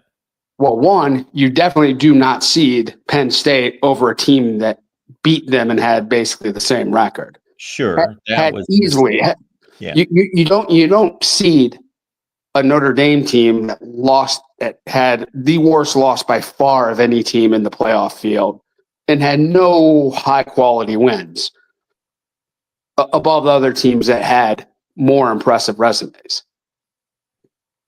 I mean, this was, that was just the problem. And you don't give automatic bids to the 15th and 23rd best teams in the country. Well, that's not the committee's issue. They don't have anything to do with that. Well, the committee. And that was my original point. You made the same point about Ohio State as I did when the seedings came out. They should have been ranked ahead of Penn State in particular. That was an easy deduction of what they did against Oregon versus what Penn State did against Oregon, and what they did obviously head to head, and then also having to play the other best team in the conference, Indiana. And so that was an easy argument to make. Absolutely. I'm on board with that. But in terms of the committee, they just work with the structure of the seedings and the buys that they have nothing to do with. Okay, but this is sort of a holistic process. Like if you're attacking the entire thing, but I'm just saying they select the 12 teams and then they rank them, but they obviously didn't rank Arizona State 3 and Boise State 3 and Arizona State 4. That's how it played out based on the structure of the format. Yeah, I mean. Yeah, that's. I wonder if, but part of the whole process, why I really do want to see Notre Dame get smacked is, I think the system is such a failure on its face that I just want to see it exposed and see the whole thing reworked and adjusted. So the format was bad, and the seeding committee made really bad decisions in ranking these teams and seeding them. And the product is, you can just look at the bracket. It's incredibly lopsided. It's super top heavy. My personal opinion, I think if Ohio State beats Texas tomorrow, their worst opponent will be the team they played in the championship game. In my personal opinion, Tennessee and Notre Dame are pretty close. Yeah. But I would have a hard time seeing Notre Dame. If Notre Dame and Oregon played 10 times, I would have a hard time seeing Notre Dame win more than 2 of those games. If they played Texas 10 times, same thing. They got lucky, and they played a Georgia team that was super dysfunctional and super immature and super inconsistent, that had a backup quarterback. So they caught a break there, and then they were lucky that the committee goofed on a bunch of these ranking systems. So that's my thought on that game. Looking forward to the Buckeyes tomorrow night. Here, little concerning that absolutely nobody, it feels, is picking Texas. Like everyone is burying the Longhorns before this game is up. And I don't know. I'm always concerned with these teams that are super talented, but have often played down to the level of their competition. Yeah. Because, it has sort of a 2002 Ohio State feel to them. They had, they probably have too close for comfort, too competitive games against teams that they're decidedly better than. But in any given moment, they can step up and compete with anybody. and the whole public reaction. I heard something that 80% of the public money in this game is on the Buckeyes. On the Buckeyes giving 6 to 6.5 points in this game, and 80% of the public money is on them. Well, people overreact. Yeah. Yep. Awesome. Well, thanks for taking my call tonight, Mark. I'll hope to talk with you again sometime in the next week and a half. Hopefully, we'll be celebrating Buckeyes victory next Monday night. Thanks, Sean. Take Appreciate care. you being here. Take care. All right. You too. Yeah, Sean's hitting on it right there. If Ohio State continues to play the way they have the first 2 games of this playoff, and Texas struggles like they did against Arizona State, who's not a great football team, but put together a remarkable game, and I think outplayed Texas, then Ohio State's going to boat race them by 21 points. Is that likely to happen? I do not believe that is likely to happen. I think Texas is going to show up, and I think we're going to see possibly the 2 best teams in the country. I think Ohio State's the best team in the country, and I think Texas is either second or maybe Notre Dame's. I don't know. Again, who's there? Oregon. You still would have to consider Oregon, Georgia, Notre Dame, Penn State. Look at what they did tonight. If Notre Dame's the second best team in the country, then Penn State's right there. So if Ohio State goes out and wins by 2 or 3 touchdowns, and then they beat Notre Dame by 2 or 3 touchdowns, they are obviously not just the national champions. They are clearly above everyone else this season. And then who's the second best team in the country? Well, technically, it's going to be Notre Dame as being the national championship game participant. But the real answer to that question is going to be an argument between Notre Dame, Penn State, Oregon, Georgia, Texas. I found this comment interesting here, and we'll have to serve this up for our buddy Adam the next time he calls in, because 1989M says, anyone mention Adam's September prediction that Notre Dame would make it to the end? Hey, everyone. Well, first of all, as I recall, and Adam can clarify this, he predicted Notre Dame would win the national championship, which they have yet to do, but they have made it to the championship. Number 2, I think after the Northern Illinois game, if I'm not mistaken, Adam rescinded that prediction. So you got to stay with your prediction. I didn't change my national championship prediction after Ohio State lost to Oregon or Michigan. I stayed with it. So I believe that Adam rescinded his prediction and went with somebody else. I remember Adam throwing out a few different teams that would win the national championship. All right, let's keep it rolling. We got Rob checking in, and Rob, of course, a happy guy tonight. Hey, Mark, how you doing? Good. Hey, first of all, thanks to Real for the link. I was actually driving. I just got back from a bar after hanging out with my brother and some friends. We watched the game, and then we had to go to another bar because the one kicked us out because they closed. So, but it was a lot of fun. I had a great night, and look, I don't usually call out callers, but that last call was pretty insufferable. Like, oh, Notre Dame doesn't belong. They're going to get exposed. Look, if Ohio State wins, and first of all, if you're Ohio State, you don't got to worry about Notre Dame. You got to worry about Texas. Now, Yeah. Sure. personally, I think Ohio State's going to crush Texas. My own opinion on that game. I think Ohio State's just the better team. And look, Texas is talented, but they haven't really put, since that Michigan game, they haven't really put together. Well, I guess Oklahoma, but Oklahoma wasn't very good this year. So, I mean, neither was Michigan, but they finished strong. But anyways, the point is, Texas has had very few games where they've just looked like a team that could be in the national championship game or competing for a national championship. They typically, as you guys said, they kind of play down to their opponents a lot of times. And I just, if they play like that, they're going to lose. They're going to get boat raced. So I think Ohio State's going to win by at least, 2 scores tomorrow.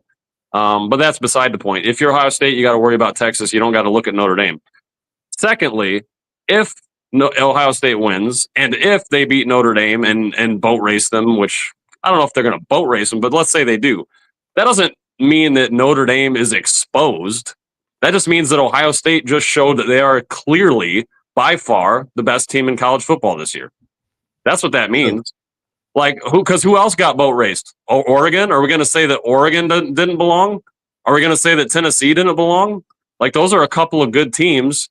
Now, granted, I didn't think Tennessee was honestly that good, but I did think Oregon was very good. I thought that was going to be a close game, and they boat raced Oregon. So we're not going to sit here and do revisionist history and say, well, Oregon, they got exposed. They don't belong. Like, get out of here with these takes. These are old takes. These are tired takes. Notre Dame did not play a good game tonight. I'm not refuting that. They played probably one of their worst games, if not their worst game since NIU. Actually, it was their worst game since NIU. And they still found a way to win. That was a gutty game. You know, some of their players, a lot of their players had the flu, like special teams players, backups. Thankfully, it was backups. And we kept losing people. Anthony Knapp went down in this game. I mean, Love, they weren't using him as much as they should have because they're trying to keep him healthy. There was just a lot of things going on. And Abdul Carter was the same, right? I mean, he obviously was not 100% for Penn State. So there were injuries on both sides. But I don't think either team – I think Penn State played a cleaner and better game overall than Notre Dame. And even then, Notre Dame still won. That's what impressed me. And no matter what happens this season, I'm just super proud of these guys, man. They fought ever since that NIU game. It's been a fun team to watch. Riley Leonard gutted it out after a pretty bad performance with 2 picks. That second pick was one of the worst passes I've ever seen. I mean, that was mind-bogglingly bad. But again, super happy. I mean, you know, even if they would have lost this game, I was still going to be proud of this team. I was still going to think it was a good season for them after all the adversity they went through and all the injuries they're fighting through. And I'm so stoked that they're going to be in the championship, and I hope it's Ohio State. I mean, you think about the ratings that game is going to get. Notre Dame versus Ohio State in the first 12-team playoff. I mean, come on. So, yeah. What were your thoughts on the guy? I'm sorry, I didn't get to hear your show earlier. So, well, Notre Dame certainly has nothing to be ashamed of. They beat a really good football team tonight, and they had every opportunity not to. And even though it didn't seem like either team separated itself, there were obviously swings in the scoring from the first 10 to Penn State, then the next 17 to Notre Dame, then the next 14 to Penn State, and then they traded blows from there. And it obviously was a bit of a sleepy game in the first half. Yeah. I joked with somebody yesterday that called because I said something about doing some work and watching 18 punts in the first half, and it'll probably be 3-3. Well, it was 10-3, but then it heated up in the second half, and it was a pretty remarkable game. I thought that Drew Aller did not play well. He had maybe 5 throws that were of his caliber, but much of that had to do with Notre Dame blanketing his receivers. His receivers could not get open. They were getting pressure on him too. And they were getting pressure on him. Yes. Yep. But they were even pretty when much he had time to throw, he just did not play well. Yeah, I'd have to look at the advanced stats and see just what the percentage of pressure was, but it seemed like, I mean, I was watching it, they were on him a lot. Like, he had to get rid of that ball early quite a few times because they were actually getting pretty good penetration. So I think there was a combination of good coverage on the receivers, Notre Dame getting pressure, and then just also Drew Aller just, you know, not playing particularly well. I also thought, who's number 10 for Penn State? Nick Singleton. Oh, that's right. That's Singleton. I can't believe he dropped that ball. Was that the first quarter? Yeah. Yeah. They threw him it wasn't an amazing pass, but there's no way you drop that ball. Like, I don't know what happened there. Yeah. He needs to catch that ball. You're playing running back at Penn State. You need to catch the football, but it wasn't the best pass in the world. It wasn't the best pass, but you still got to catch that. Like that, I couldn't believe that he dropped it. I'm like, well, that's our break. You know, that's the kind of thing you need. So, you know, there's something about being good. You also want to be a little lucky sometimes, you know? So that was, you know, it's good to be good and lucky. When you're good and lucky, then you have a better shot to win these types of games. And look, all credit to Penn State, man. They played a lot better than I thought they would, even though we're banged up and they're banged up. But I think it's pretty, you know, we're missing more players than they are. But even then, I mean, they played a great game overall. Drew Aller didn't play a great game, but I mean, for the most part, their team and Tyler Warren, man, that guy is such a beast, and he went out fighting. Like, he had a great game. Yeah. It was a fun game to watch. I would say that it was probably, besides the Texas Arizona State game, that was the best game in the playoffs this year by far. So. And see, I thought that the longer the game went, that the better Riley Leonard got. So obviously, I don't think he played that well in the first half. They couldn't do anything on offense. He had to leave, of course. He comes back in the second half. And I thought Penn State was getting pressure on him, but I thought he was making throws under a lot of pressure. He played pretty well. I'll never understand what that second pick was. Like that. I mean, even if it's a miscommunication between Mitch Evans and Riley Leonard and the route is run wrong by the tight end or whatever, but like there's no reason you ever throw that pass. That was a terrible pass. And so, but look, if you're like, that's what I mean. I mean, when you don't play your A game, I'd say like Notre Dame played like a C- game at best tonight. When you don't have it as a team and you still find a way to win, like I'm proud of that performance, man. I don't care that it was an ugly game. I don't care that, not everybody played all that great. Hell, the offensive play calling, I thought Denbrock did not play his A game tonight either. I thought there was a lot of questionable play calls.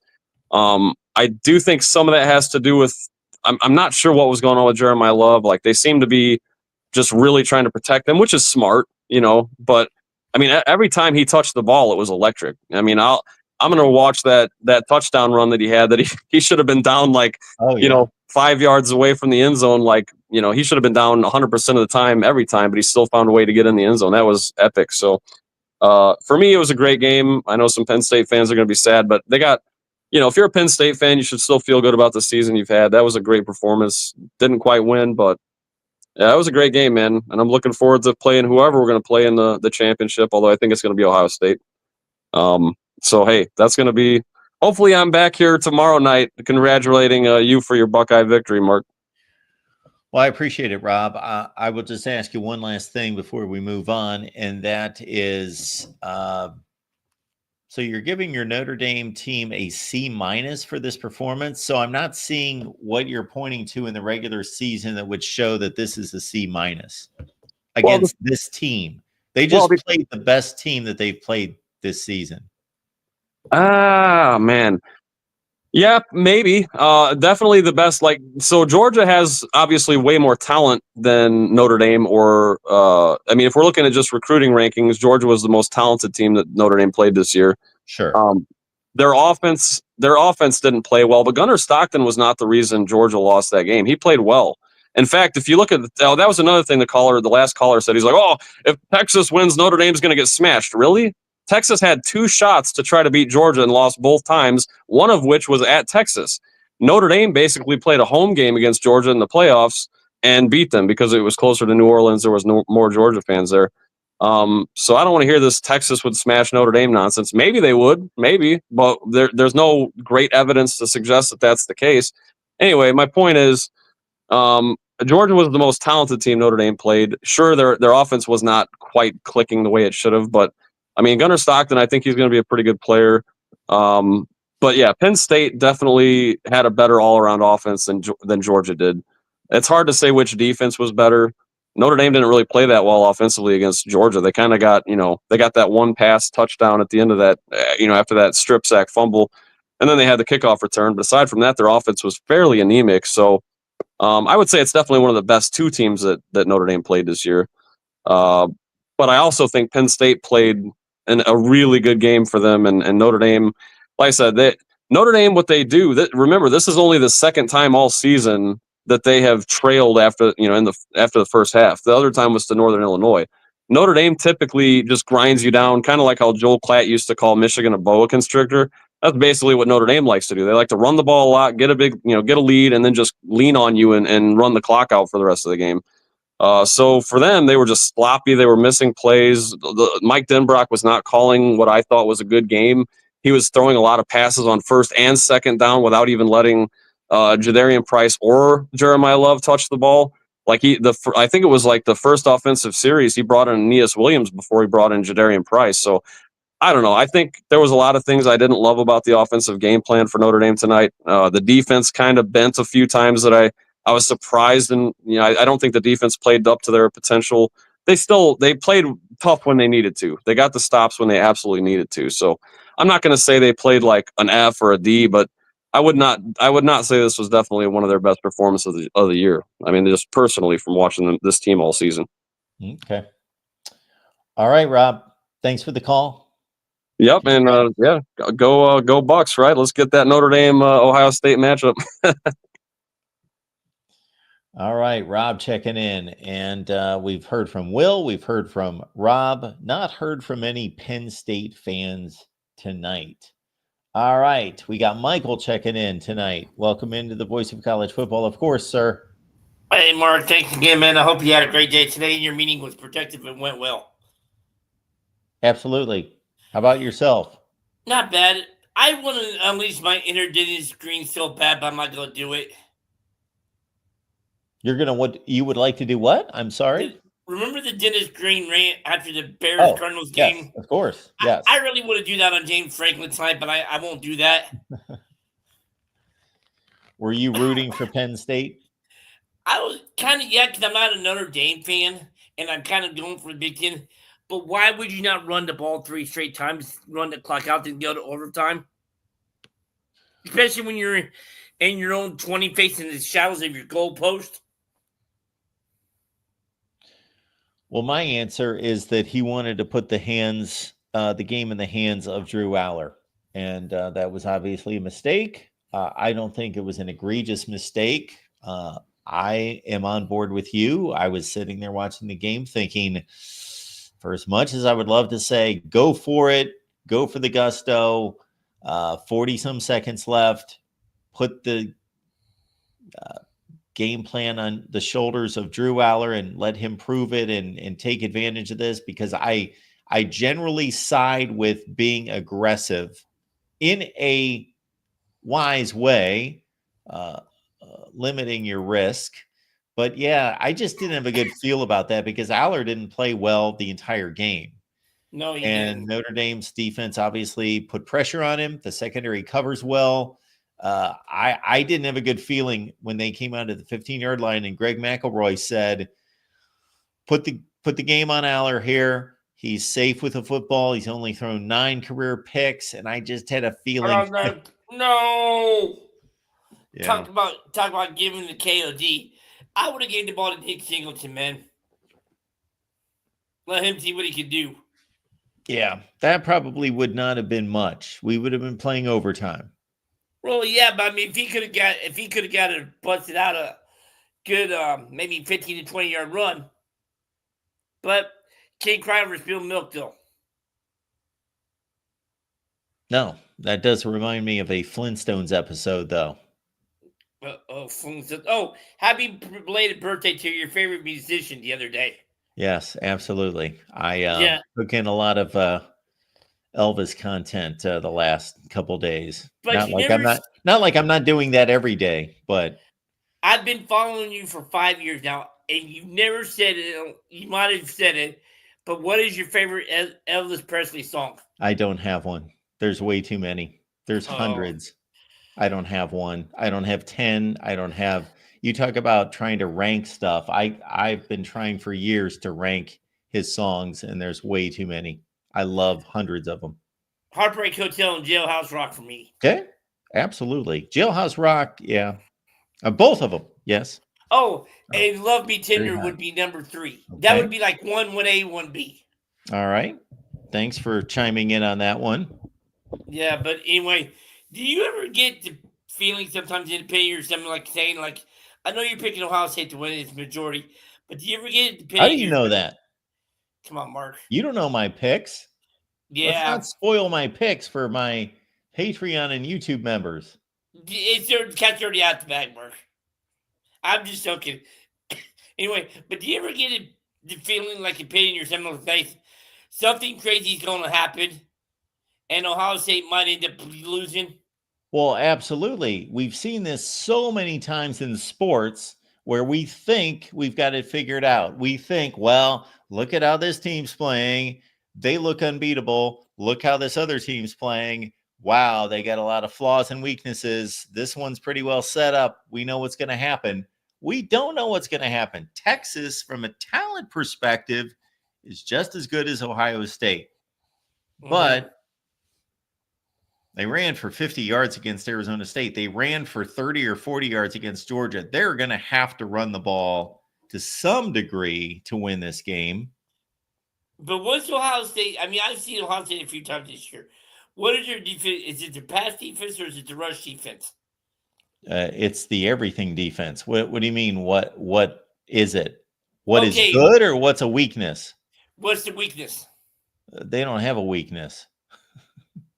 So you pretty much can't run the ball or throw against them. Well, of course you can. Oregon threw it against them. You know what? Oregon did a little bit of both. In the game they lost against Oregon, Dylan Gabriel was hot. The receivers torched Ohio State secondary because they manned up everyone, and Oregon's receivers had a field day. And they also ran the ball pretty well with Jordan James. So Oregon was successful offensively. They didn't just abuse them, but they were successful. Other than that, nobody really did anything against them. Certainly Tennessee and Oregon didn't in the playoff. And Indiana, for as good as they were in the regular season and scored 43 points a game, didn't do anything against Ohio State. Yeah, and when I say anything, obviously they had a couple drives. It was 31-7 with about 10 minutes left. So they basically did nothing. Yeah. Excuse me. Anyway, I still think Tennessee and Oregon still on the side of the milk cartons. Do you? Tennessee and Oregon what? Are on the side of the milk carton. Oh. Okay. Sure. But yes. But I don't know. So I'm thinking, like I said earlier, 17-14, because something tells me, I know they got Smith in it, and I cannot Ibuka. Yeah. I think that's the other receiver. Yep. I got a feeling that but see, besides those two, who else they got? Who does Ohio State have? As far as their receivers, because I only know about Smith and Ibuka. Well, they don't play like 8 receivers. You've got those two. You got Carnell Tate, and basically those are the 3 receivers that play. Yeah, but I know Ibuka and Smith is the killers of the team. I didn't know how Tate, if he was like their third option or. Well, basically he's the 3rd receiver. Yes, he's the 3rd option. Yeah. So what's his name? Henderson?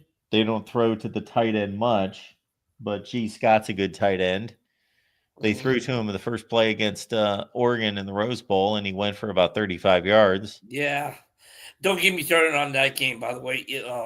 Talk about your former employer dropping the ball on that one. Different subject for a different day. But anyway. Why? What did they do? Because as soon as the Texas-Arizona State game, it was 7-0. Nobody got to see how they scored because everybody was glued watching the Texas-Arizona State game, remember? What were they supposed to do about that? They could have waited. Don't they have control over the Rose Bowl? No, they don't have control. If ESPN had control over the kickoff, they would wait. Believe me, they would rather have all of the game be seen. No, they can't. I guarantee, because I've been in this situation a million times there with basketball tip-offs and kickoffs of college football games, that ESPN had a certain level of control over how far that kick could be pushed, and they pushed it as far as they could. Okay, I didn't know. And they put it obviously on another network, whatever that was, ESPN News or who knows where they threw it. It was ESPN2. Oh, well, there you go. It was on ESPN2. Yeah, but still, though, I digress. And no, I was just wondering stuff like that. I'm thinking, like I said earlier today, 17-14.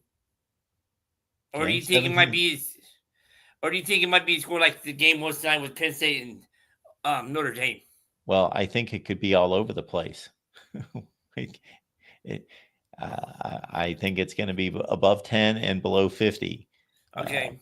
I've got a prediction out there. Okay. So. Last thing before I let you go, have you got the bulk order for your books yet? I do, and they're on their way.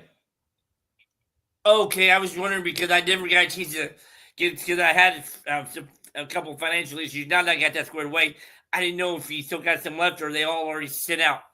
No, I have an order from you and from dozens of other people.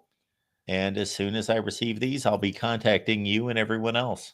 Okay, I will I will get you an email either tomorrow or early next week. Well, you don't need to give me an email about anything. I need to contact you once I get the books here. Oh, I thought you said you already got the books and sent them out. No, they're en route. Okay. They were ordered and they take 2 to 3 weeks to arrive. Okay, I was wondering because I got a couple of things I got to get figured out as far as like where I'm going to be able to get the book delivered to and stuff. That's what I was asking. All right, sir. I know you got another few callers and you got, another hour and 20 minutes to go? Do I really? I don't know. I was just wondering because you've been on since 11. Well, maybe not. Anyway, all right, Mark. Are you doing calling tomorrow before the game? Before the game? No. All right. So I will see you in about 22 hours then. Thanks, Michael. See you. Good night. You too. All right. Do appreciate everyone in the chat. We got David here. We got John. We got Adam, sports fan, and others. The Rod Farva's here. Bootzilla, Bilal. All good stuff.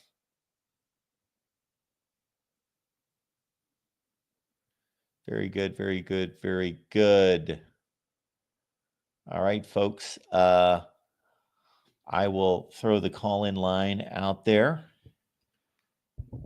I believe it is still copied and pasted, so I can throw it out there.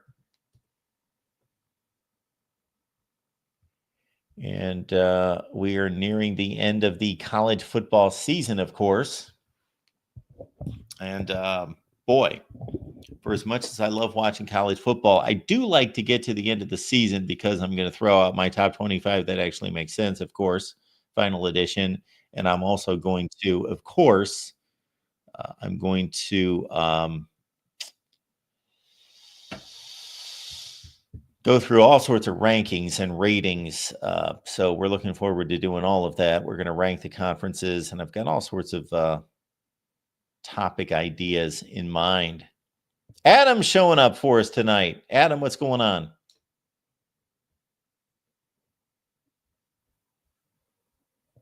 Adam, I believe you're on mute. Hey, Mark, can you hear me? We got you. How are you doing?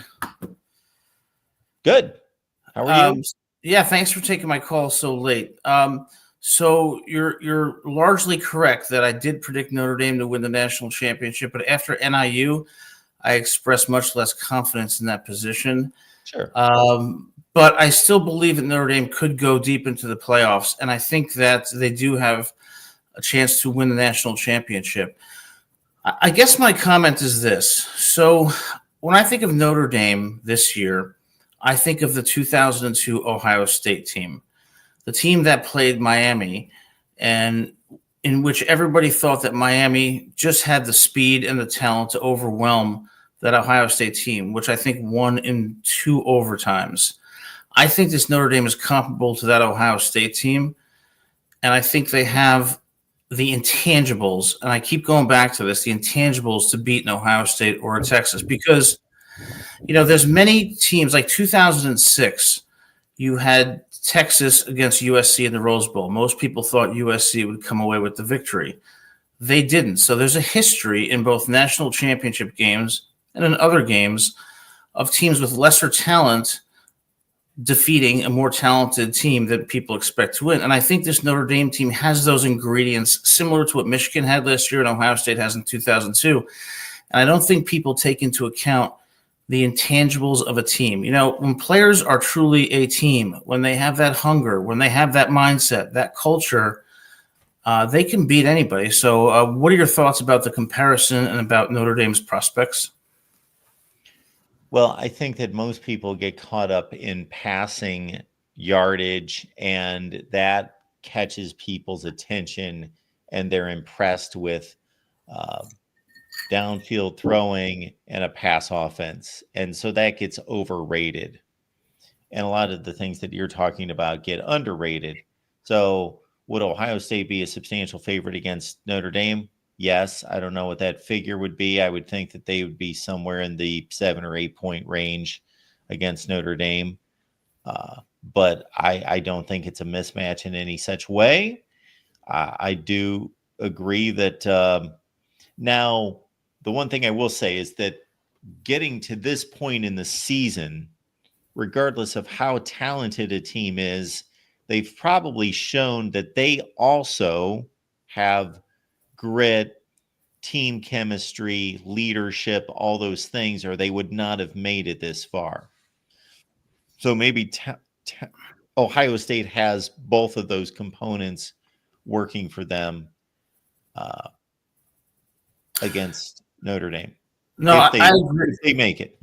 I agree with you, but again, I think back to Oregon's 32-31 victory in Outson Stadium, then getting blown out. Well, not blown out, but clearly dominated in the Rose Bowl. I think about the 1995 Rose Bowl when USC played a very good Northwestern team and by all accounts was expected to lose.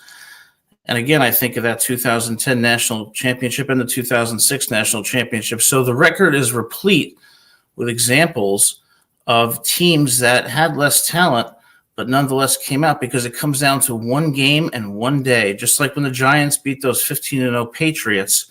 Sure. So I think it's very difficult to use the past as a predictor of the future in games where you have a team that has a great defense. Great defense wins championships. And the reason I picked Notre Dame back in maybe September was because I thought the defense was a difference maker, like I think it was for Ohio State in 2002. So I'm going to, although I did waver, and you're correct about that, I'm going to stick with Notre Dame to win the national championship and for Texas to upset Ohio State tomorrow night. Okay.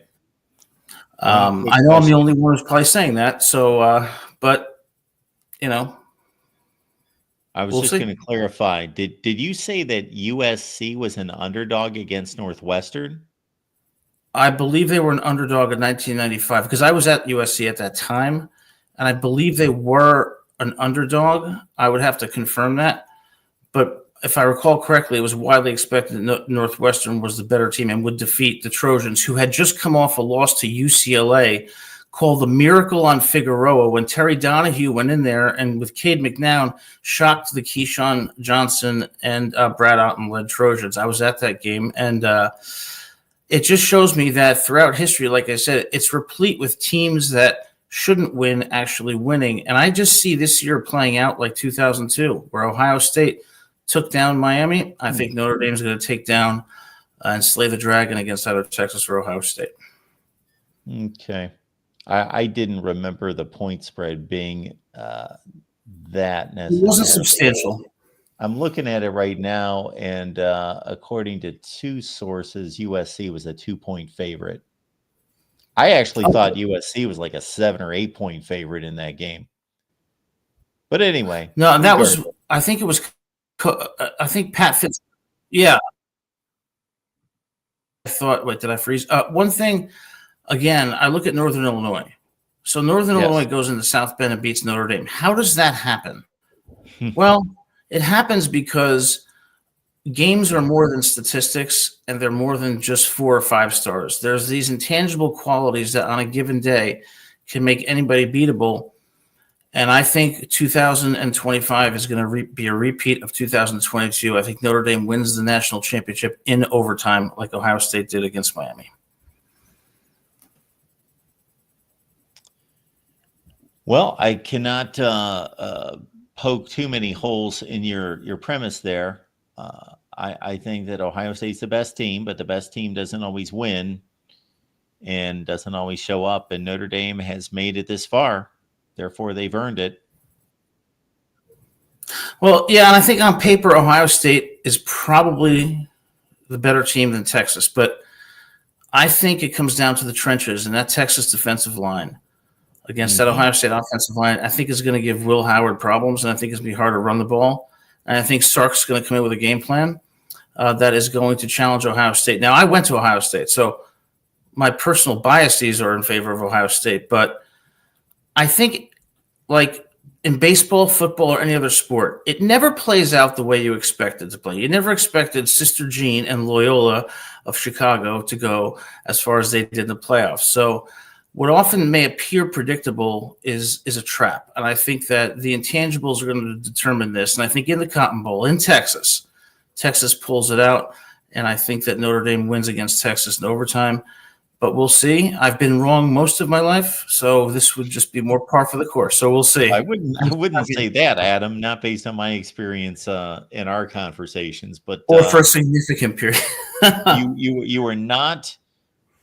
you are not bashful about putting out a strong opinion. So I appreciate that. And it is always, even if it doesn't come to pass, it's a well formulated and well thought out opinion.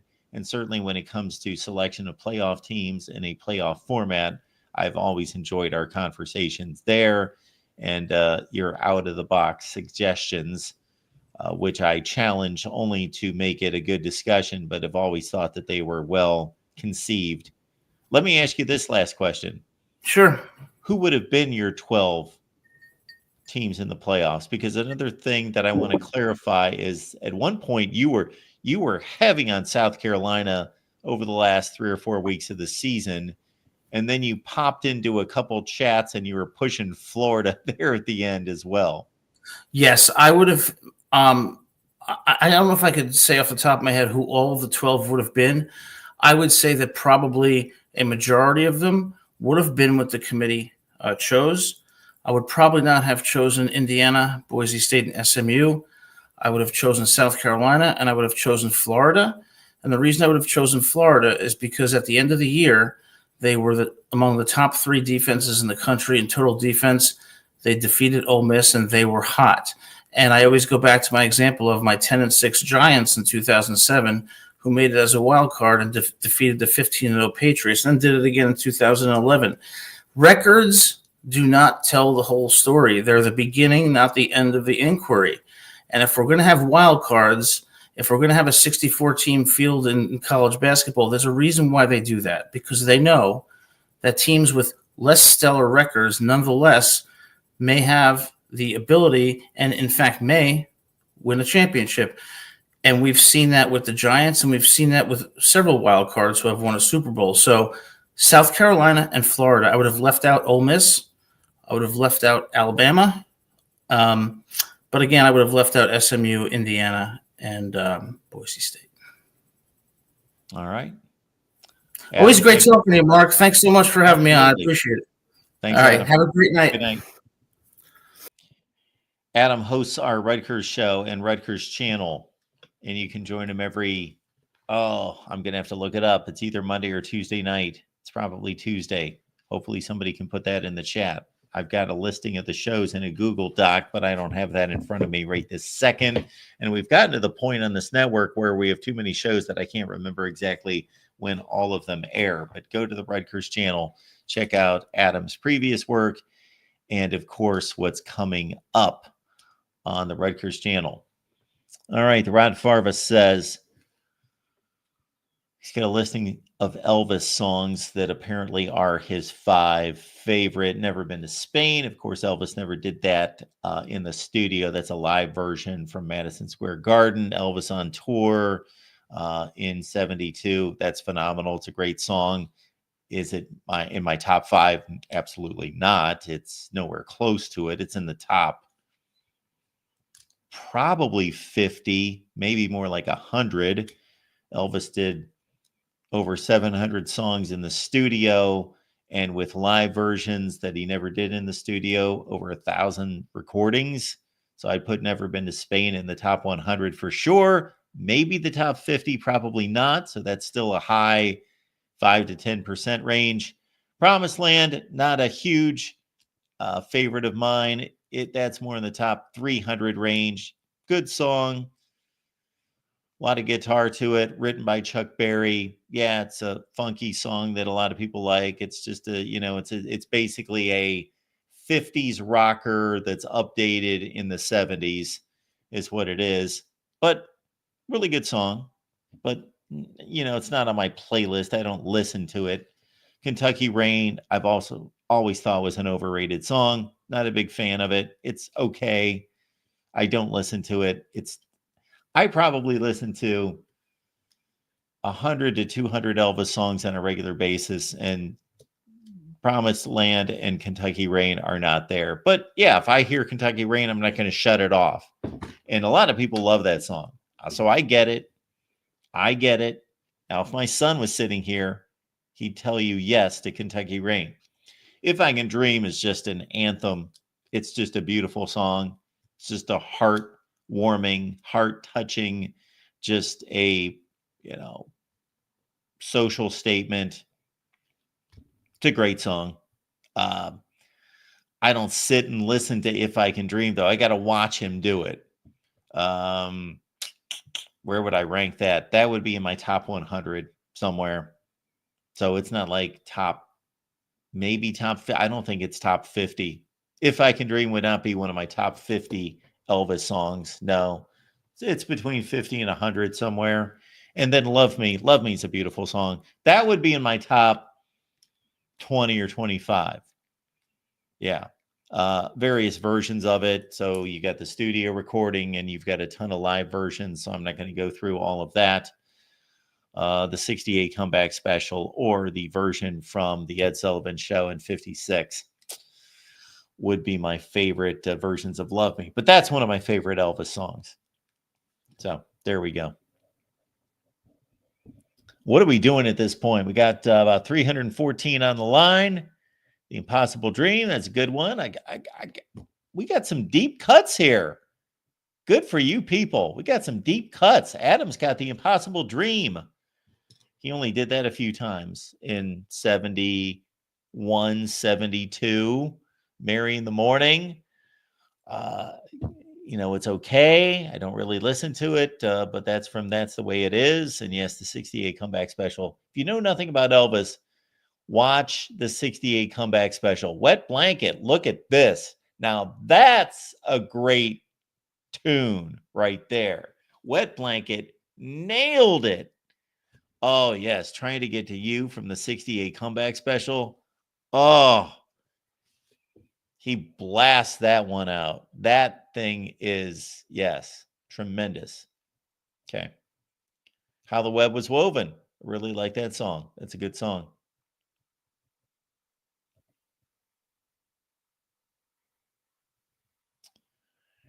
All right. Anything else that comes to mind? The guy who wrote Never Been to Spain was the dad in Gremlins. I always just assumed the Three Dog Night wrote Never Been to Spain because they've got a really good version of that song too. Yes, we'll start karaoke.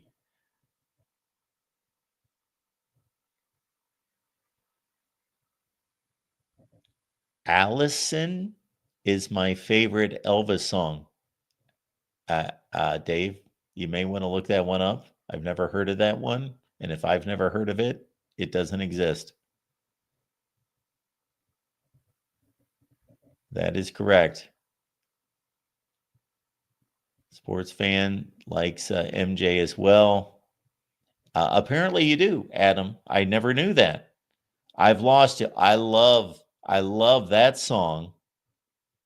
Love that song. I've Lost You. I love the version from That's the Way It Is. Not as much the studio version, but the live version is exceptional. Yes, that's a great song. Greatest ballad singer ever. I'm sure I'm shooing away all sorts of people here, but that's okay. We've been on for 3 hours. David, Unchained Melody. I've got mixed thoughts about that one. Mixed thoughts. Oh man, we got Little Egypt. We got some good suggestions here. But Unchained Melody, here's my thought on Unchained Melody, because people just rave about it and watch it. He was not certainly in good condition. He really was struggling during that song, but he gave it his all. You can hear the talent, you can hear the vocal quality, but his voice is strained, and it's I think people are moved by it more than it being a great vocal performance. It's not a great vocal performance, but I think people are moved, especially Elvis fans, because of his condition and he's giving it everything he has. So I think that's a lot of the appeal to the later Elvis stuff. That I go on these Elvis channels all the time and people just rave that he was at his best in 75, 76, 77. That's a load of crap. That's a bunch of garbage. You're just sympathizing with him.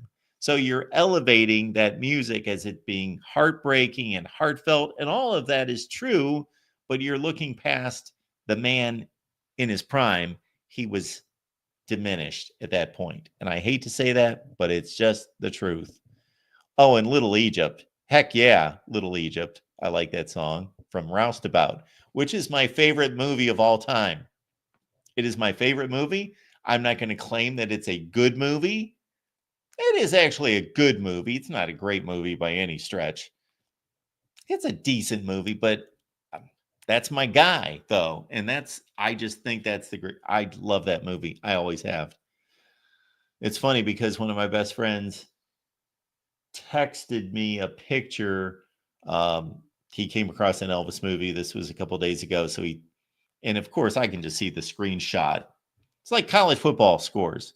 Just see the screenshot, and I immediately texted him back. It happened at the World's Fair, 1963. That's the last scene. Happy Ending is the name of the song. And I had just watched Girls, Girls, Girls the other night, which, again, not a good movie, but I love it. So, all right. When did we start the Elvis channel? You Gave Me a Mountain from Aloha. Well done. That's a good one. The Rod Farva. Excellent. Moody Blue. It's good. Yeah, it's a really good song. Yeah, it's a really good song. I think I've been listening to Elvis for so long and listened to him so much that it's almost like I hold him to such a high degree that I've become probably overly critical of him. He's such my favorite by a Grand Canyon. He's my favorite. Like I can name a bunch of other groups and singers that I really like, and I do listen to. I do listen to the Supremes. I love the Supremes and Pink, and the Beatles, and a lot of stuff from Johnny Cash. And I'm trying to think more modern stuff that I like, and a lot of country music that I like, but none of them compare for me. But I still like other genres of music and other. Again, I love the Supremes. Boy, I love the Supremes, and the Carpenters have great music. Why did I bring all that up? There was a reason. Oh, that I just think that because I overanalyze Elvis because I've listened to him so many times that I just hold him to a ridiculous standard that when he's not at his best, I tend to maybe criticize a little bit too much. So like Moody Blues, it's a great song. If somebody else sang that song and I heard it, I'd be like, oh, this is a great song. I love this song. But since it's Elvis, I compare it to his best. And I'm like, But no, it is a really good song. It's a really good song.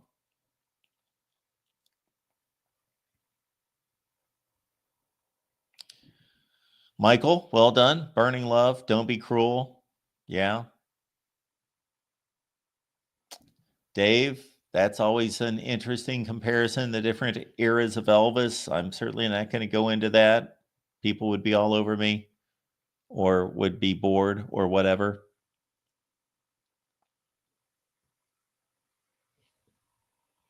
Well done, Adam. It's a good line. Oh, CC Ryder. Yeah.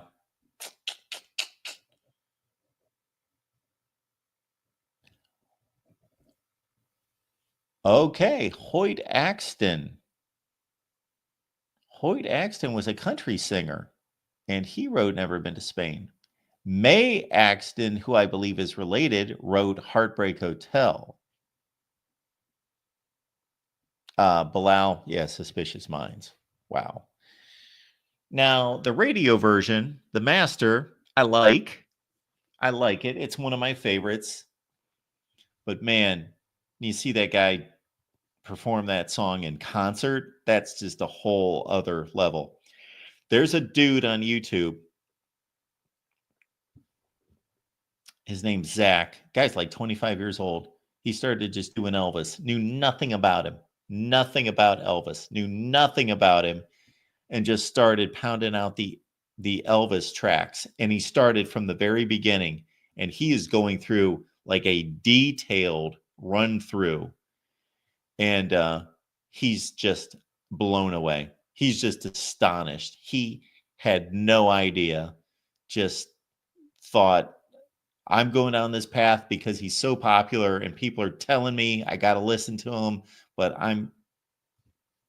he's astonished. I came across this video the other day, a music reactor, and this girl called herself like Gen Z Latina or something like that. And this was only the third Elvis song she ever listened to. And she got done with it. And I think she had listened to Unchained Melody and Can't Help Falling in Love and like Jailhouse Rock, something like that. And she said, it's crazy because a week ago, I hated Elvis. And she said, you know why I hated him? I didn't know, but I thought I was supposed to. So I just did because I thought I should. I didn't know why, but I just always did. People around me did. They hated Elvis. So she goes, it's hilarious because here we are a week later and he's the best singer I've ever heard. She goes, I've only heard 3 songs. She goes, he's my favorite singer now. And I've only heard 3 songs because he's the best I've ever heard. It was hilarious. She goes, and I hated him a week ago. I have seen so many music channels like that. I've seen so many music channels like that. Yes, Karen Carpenter. Oh boy, she could sing, Cheryl.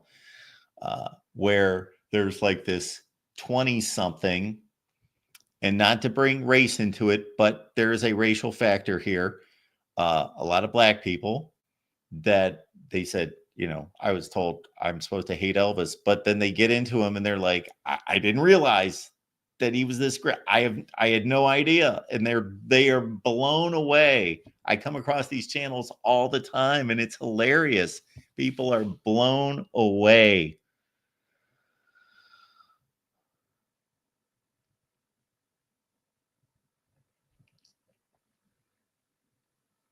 The Rod Farva there. Yeah, some good comments about some other great musicians here. Sandy Patty. There is a name from the past right there.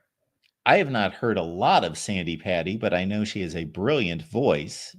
And I know that my sister and brother listen to her a lot.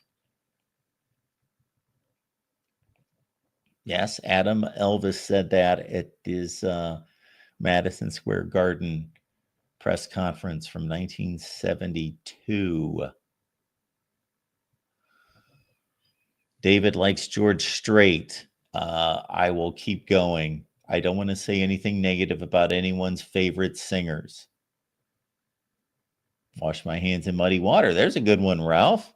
In the Ghetto. Always had these 2 songs playing on a loop. Wash my hands in muddy water. That one rocks. You got to listen to A Stranger in My Own Hometown. Yes, Karen Carpenter song, beautiful. Yes, she could sing like an angel. She could just sing like an angel. Like Elvis could in the early to mid 60s. So he hit his great vocal range at various times in his career. Like, I think you don't think of Jailhouse Rock as being a great vocal performance, but the next time you listen to the actual original studio version, just listen to the vocal. I heard a music reactor a few months ago that hadn't really seriously listened to Jailhouse Rock, and everybody else is watching the dance and getting into it's a rock song, rock and roll song, so that's what you're listening. And she actually picked up on, she goes, this vocal is incredible. And it is. And the enunciation of the words, and each Yeah, it's just, I can't describe it. Don't Cry Daddy. That's a good one. A fan of the Beatles. Eh. I think there's an unwritten rule somewhere that if you're an Elvis fan, you can't be a fan of the Beatles. Okay, this is what I like out of the Beatles. And they're great. So I'm not saying in any way that I don't believe that they're great. They are phenomenal. And there's certain reasons why you could easily debate the Beatles over Elvis. And I admit that. They could write their own music. They didn't have a down period. You know, Elvis made a lot of buffoonery. There's a lot of down moments in his career that hurt his image. You know, making, you know, dumb movies, and then obviously his physical and otherwise his downfall. You know, man, if that guy would have taken care of himself, and if he would have been on a stage in the 1960s instead of making stupid movies like that, then I think, and if you go around to different arguments on YouTube and social media about the greatest of all time, this is what you usually run into. The Beatles, Michael Jackson, Elvis. That's usually the argument right there. Nobody, other people usually don't get brought up. That's kind of the three that get brought up and are argued. And it's easiest to pick on Elvis, and it's his own fault because he made, during his prime, bad movies. And then, of course, he sabotaged his own life to a certain extent. Now, there's a lot of other factors that went into that. So it wasn't like he was just completely careless. Yeah, he had a lot to deal with too. But when you take the greatest stage performer who ever lived and you take him off a stage. So think about this. Whether you love Elvis, hate Elvis, don't know anything about Elvis, whatever it is, just imagine this. Believe me, the greatest stage performer ever. And from 1957, when he was 22 years old, 22, until 1969, when he's 34, except for two random concerts in 1961, one in Hawaii, one in Memphis, that nobody knows, nobody remembers. They are on audio out there. But you take the greatest stage performer who basically, that's how he wowed everyone, being a stage performer. And he's not on a stage from the time he's 22 as a rock singer. This is not like, somebody who's going to, especially at that time, going to take that type of music into their 50s and 60s. That's not a big thing now. The Stones are in their 80s singing rock music. But back then, nobody would ever have comprehended that. And you take him off the stage from the time he's 22 to 34, that should have been his prime. That's when he would have been killing it on tour in the mid-60s. He would have just crushed it. And I firmly am convinced that if Elvis Presley would have been on the stage and going on tour in the 60s, there would be little doubt. Like, there wouldn't be much debate out there. Like, the stuff that would be on film would be like, okay, we give up. This guy's,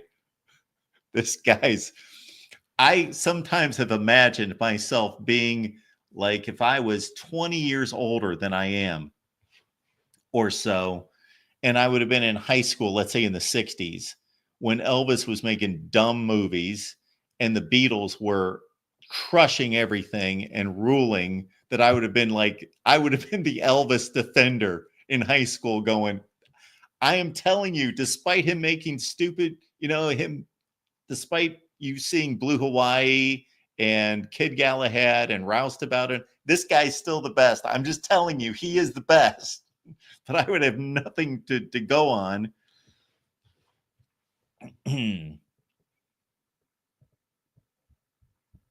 This is what the show has turned into. All right. Downtown Train. We talking about Downbound Train? That's a good Bruce Springsteen song. I do like Springsteen too.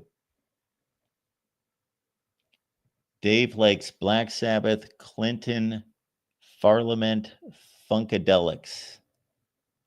Not aware of those. So my music knowledge is not very deep.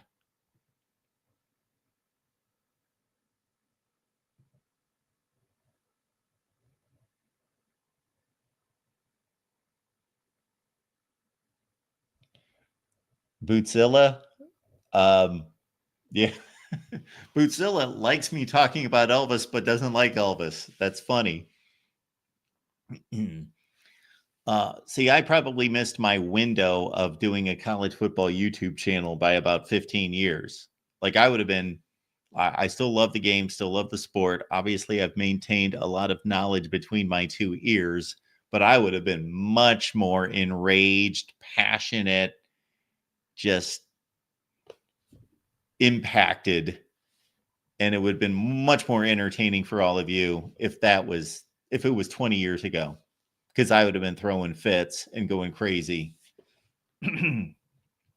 But yeah, oh man, if I had Elvis debates, yeah, that would probably not look real pretty. Thunder Road from Springsteen. So the Springsteen stuff that I like is a little bit later. I know that his most critically acclaimed stuff is Nebraska, Thunder Road, those albums in the late 70s. But for me, it's I like the Born in the USA album. I like Pink Cadillac. You know what song is great from Springsteen? I love this song, and I do not believe there's a studio version, just live versions of Trapped. I'm sure some people out there are going to know what I'm talking about. But I love that song.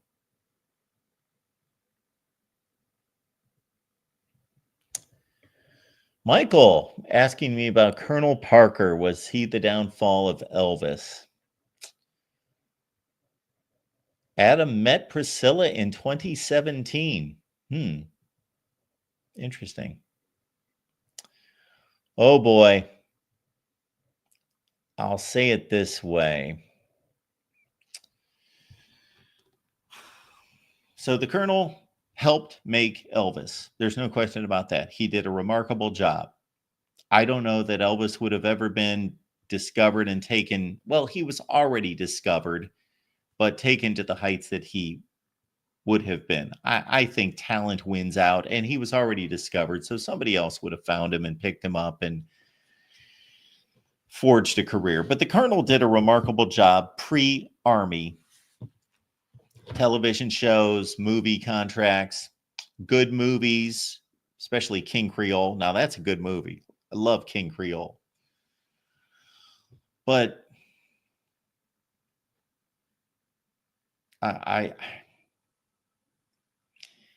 yeah, he was not a good manager for Elvis after that. Yeah. The movies kept him off the road. I think he didn't like being on the road anymore. And the money income was too much to turn down. All right, everyone. Yeah, I will not go on my soliloquy about Elvis's downfall because I got a lot of complicated, lot of theories about a lot of things coming together at the same time. But it was his fault. He's a grown man. But I think a lot of things were working against him, and there were a lot of things involved that he encountered that nobody can really relate to. Yeah, so Cheryl, I've seen John Cougar Mellencamp twice. Three times. I saw him like sometime during his peak in the late 80s. Then I saw him in the early 90s, still peak time, Cherry Bomb. And then I saw him with my girlfriend at the time. This was about 10 years ago at Radio City Music Hall. and it was still good. It was more of a country bluegrass. He had the fiddles and all that out. Didn't care for him doing his rock songs like that, but it was still good. And yeah, I like Mellencamp. He would be in my top 10. I really like a lot of his songs.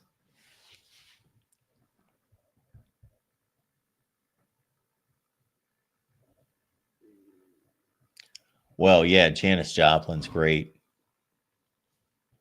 Janis Joplin. You know, most of the people I'm coming across that have a little bit of age to them, like a Janis Joplin, not to bring this all back to Elvis again, but I will because it's, I guess, my deal.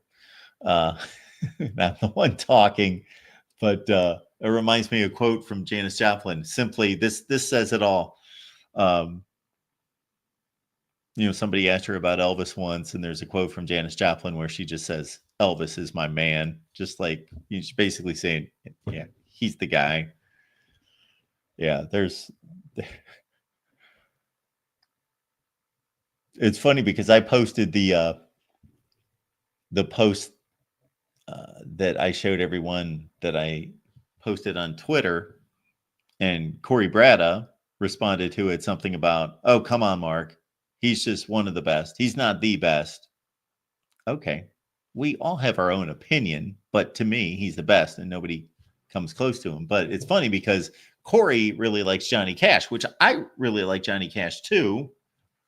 But it's funny that Corey would challenge me on calling Elvis the best because then I slipped him a link to a YouTube interview, or I should more accurately say, an interview that's on YouTube with Johnny Cash, where he's asked, you know, who are some of the greatest that you've ever seen?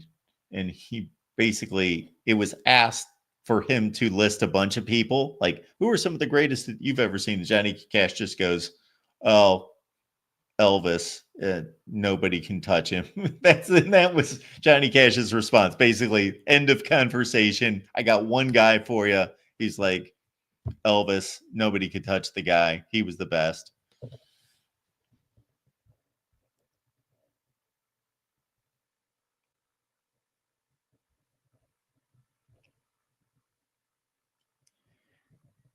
Adam likes meatloaf.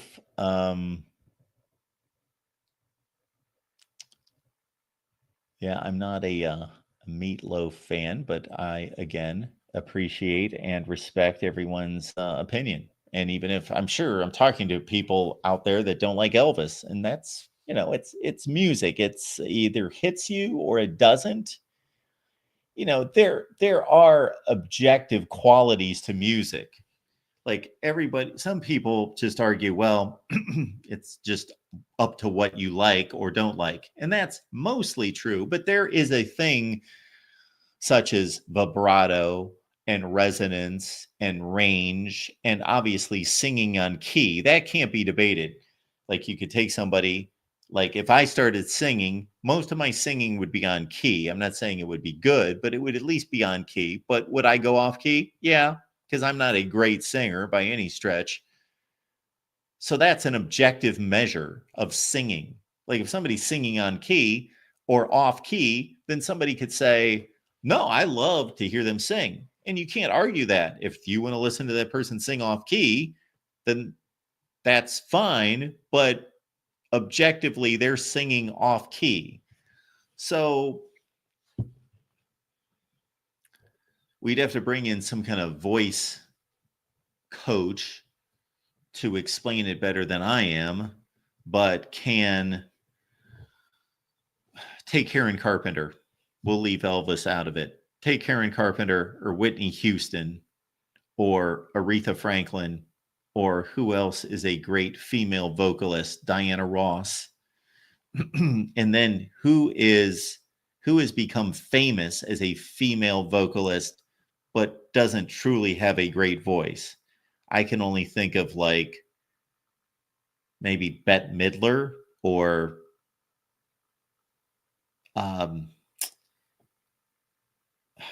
from Fleetwood Mac. Stevie Nicks. And hopefully I'm not offending anyone.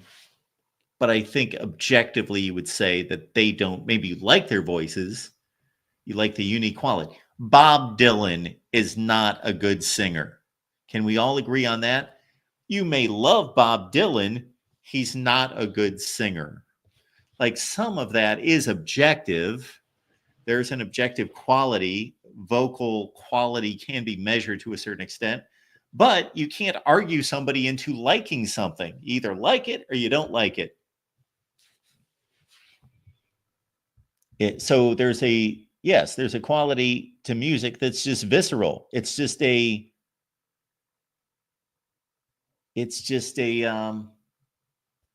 feeling.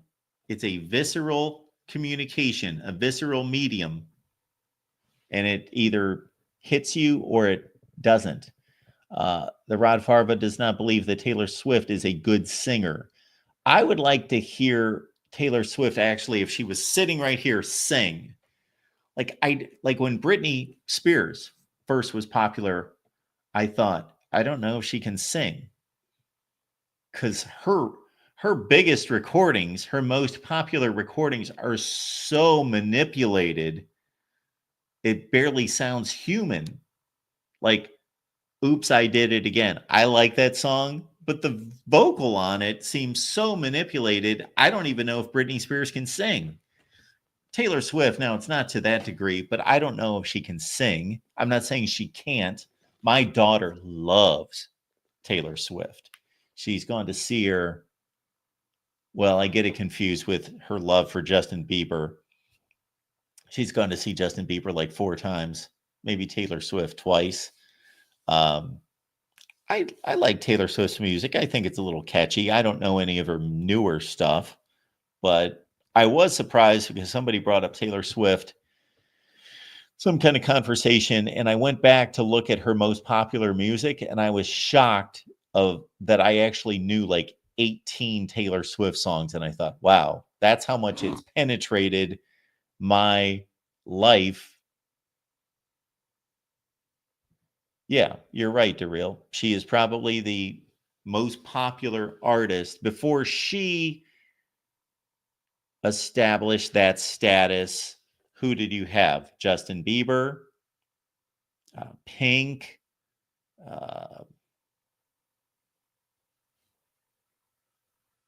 whom I'm thinking of some other people and I'm losing them. Adele, Celine Dion. What may surprise some big country music fans is if you look at the all-time country music rankings and record sales, is that Shania Twain is she just blows just about everybody else away. Like, well-established legends like Johnny Cash and Merle Haggard and George Jones, you see Shania Twain but you're right. Taylor Swift is probably the most popular artist of the 21st century. Do I like K-pop? I don't even know what that is. But I get the Taylor Swift thing. I don't need to listen to Taylor Swift. I don't listen to her, but it's catchy. Cheryl does not believe that Willie Nelson can sing. I would kind of agree, not to the extent of a Bob Dylan. He's got a unique voice. You got to serve somebody. Yes, I know that tune from Dylan. Dylan's another one. People on the surface would not connect Bob Dylan, Elvis Presley. They would not connect like 60s, the guys that became the forerunners, and that they're really not the forerunners. Elvis is the forerunner and his other, Chuck Berry and those guys. But the wave of the late 60s guys make that connection because it doesn't seem like their music is that connected. But all those guys, so I'll start with Dylan. If you look at Dylan's autobiography, he goes on and on about how great Elvis is and how much he influenced him. And that, he's got a lot of great quotes about the first time I heard Elvis, I knew I'd never have to work for anybody. And it was like busting out of jail. And he's got all these great quotes because obviously he's a writer. So he writes great things. Bruce Springsteen, I looked at his, I heard about it first, and then I found it in the bookstore, whatever massive biography that he came out with, autobiography in the last 3 or 4 years. It tells about his childhood, and then it comes to a place where he just has like blank pages. You're thinking, what's going on? Like, and it just has like one word on it. And it says like, wow, unbelievable, changed my life. And it goes from like regular text paragraphs to this, and it's Bruce Springsteen leading you into, I heard Elvis. I saw Elvis for the first time, and it changed my life. All those guys, though, man, you listen to Elton John, Jim Morrison, Hendrix, all the stuff that Robert Plant says about Elvis. He goes on and on about that he's just the greatest. Mick Jagger, all those guys. There's tons of Chuck Berry, James Brown. It's incredible. There we go. So I'll botch your name there. Peanut Posse. So he says, and this doesn't bother me. I don't get it with Elvis. I think he sucks. I guess it's a generational thing, but it's not a generational thing. On the surface, it's a generational thing. But Peanut Posse, do you know how many times I come across a channel? This happens every other day on YouTube where another 20-something has discovered Elvis and they are blown away. They are just like, I had no idea. I had no idea. And you will have no idea. Now, you could listen to Elvis and say he sucks, but I am guessing you're making that statement out of ignorance. That's my guess. If you listen to the catalog and you looked up the right performances on YouTube, I have seen it over and over and over. I think you would be won over. I might be wrong. I might be wrong.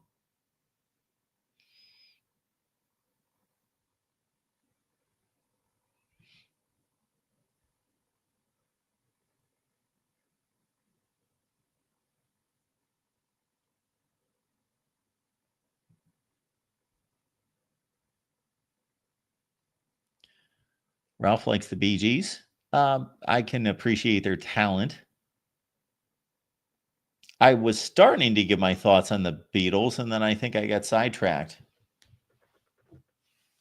It would be really hard for me to do a music discussion because I start to get sidetracked and I'm all over the place. I'd have to have bullet points in front of me to keep me focused.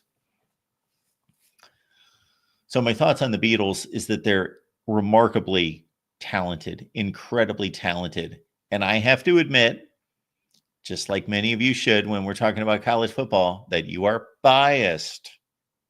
We're all biased. So my bias against the Beatles is because they are one of the challengers to Elvis as the greatest of all time. That's a debate that's out there all over the place.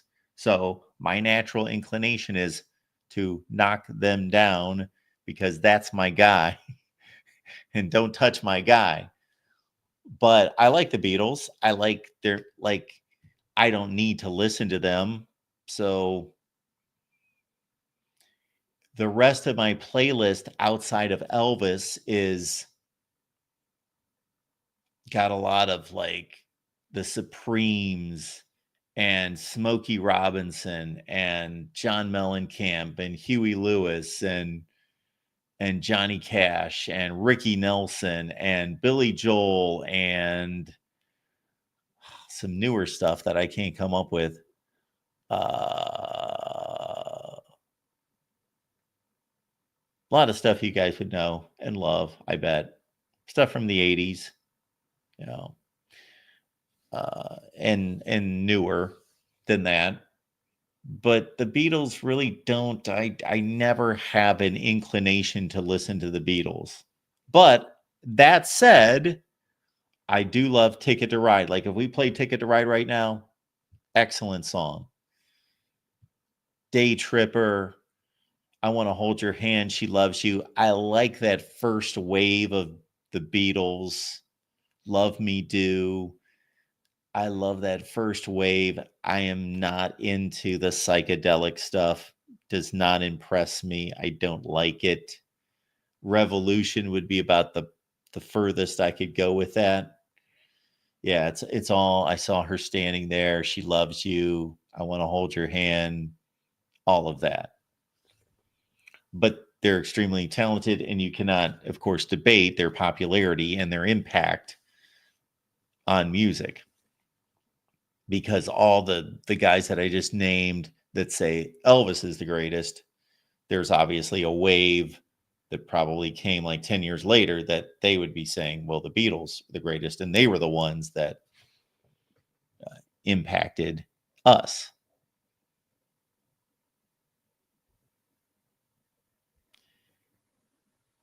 You guys are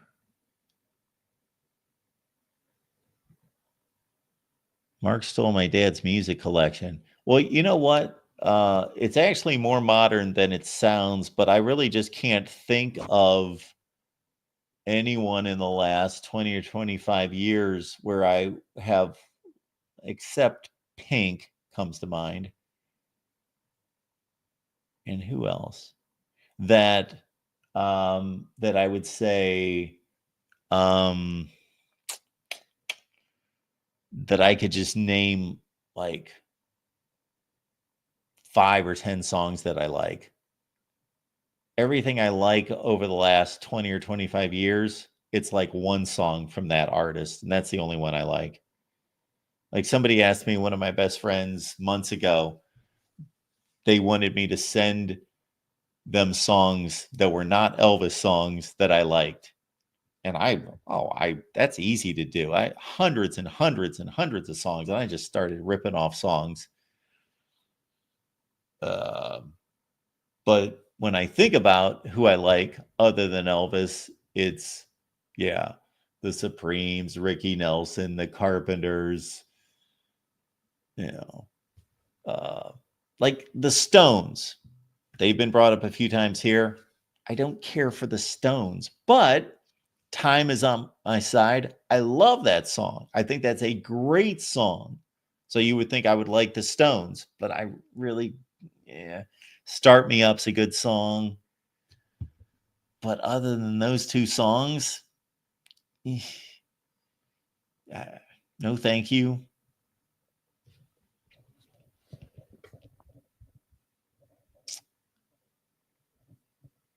So again, hope I don't offend anyone. I don't want to offend anyone. And we just posted the comment about somebody who thinks Elvis sucks. That doesn't, I as long as you're just being honest, that does not offend me in any way. You can't, that's what you like or don't like. The only thing, again, I ask is give him a fair shake. Now, if you still think he sucks, that's fine. I don't know that I've ever come across that person. Billy Joel, Sting. Okay, Billy Joel, I like. My musical tastes have changed somewhat in that when I was in my 20s, so this is like in the 90s, in my teens, and like when I was in high school, Billy Joel was big. Late 80s, Billy Joel was huge. Did I like him? Yeah, I liked every time a new Billy Joel song would, like an album would be released. You guys would remember that album would be released, and you'd hear the first release on the radio, and you'd hear it for a month, and then the next one would come out. I generally liked, Uptown Girl comes out. Oh, I like that song. And then You May Be Right, I May Be Crazy. That might be Billy Joel's best song in my book. But the older I get, going back, listening to Billy Joel, I don't have any interest in it. I don't do it. So it's kind of strange. There are certain types of music that become dated to me. and others don't. And I'm not saying that again is your experience or the only way to look at it, because it's not. It's just the way it hits me. Huey Lewis and the News, they were huge. Okay, I'll finish my Billy Joel rant. My girlfriend at the time, who became my wife, she loved Billy Joel. And we went to go see Billy Joel at the Coliseum in Ohio, in Richfield, where the Cavaliers played. And we went with one of my best friends and his date. And it was a great concert. This is like 1988. Great concert. Liked it. Now, I wasn't going nuts like this is the greatest thing I've ever seen, but yeah, I liked it. I enjoyed it. It was really good. He put on a tremendous show. He went on the rest of his tour, and then at the end of his tour, there was such a demand in Cleveland that he added an extra date at the end of his tour. So we went to go see him in like October. And this is like in February now that he's coming back to Cleveland. Well, my girlfriend wants to go see him again. And I'm like, no, that's enough, Billy Joel. I went to go see him once. It was good. She's like, well, you liked it, right? Yeah, I liked it. I don't need to see him again. No, thank you. She ended up going with one of my best friends, the same one who's a huge music guy, has a band.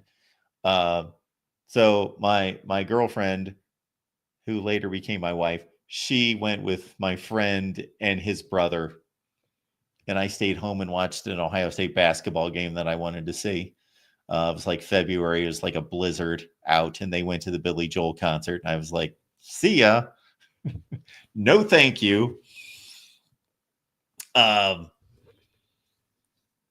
Now, Huey Lewis was huge when I was in high school. Now, I got into Huey Lewis. I really liked Huey Lewis. And I saw them 3 times. But I would have to admit, and you guys, the more I talk about Elvis, the more you think I'm probably insane, but this is just me. This is me. I remember going to these Huey Lewis concerts and other concerts, and what's kind of going through my mind leading into the concert was, I wish this was Elvis. I wish. But the Huey Lewis concerts, good concerts. I owned his first 3 or 4 albums. I really liked Huey Lewis. He was again, everything gets prefaced with, besides Elvis, he would have been my favorite, like in high school. He and Madonna. I liked Madonna. Springsteen, Madonna, Huey Lewis. You can nail my high school and college years, late 80s. Those were probably my 3 favorites. Yeah. I liked Madonna. I can't stand the woman now.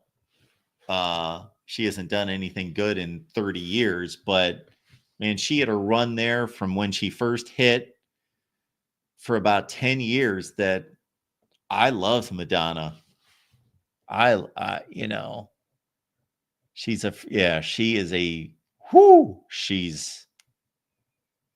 it's like scary, freakish, like crazy, weird. Yeah.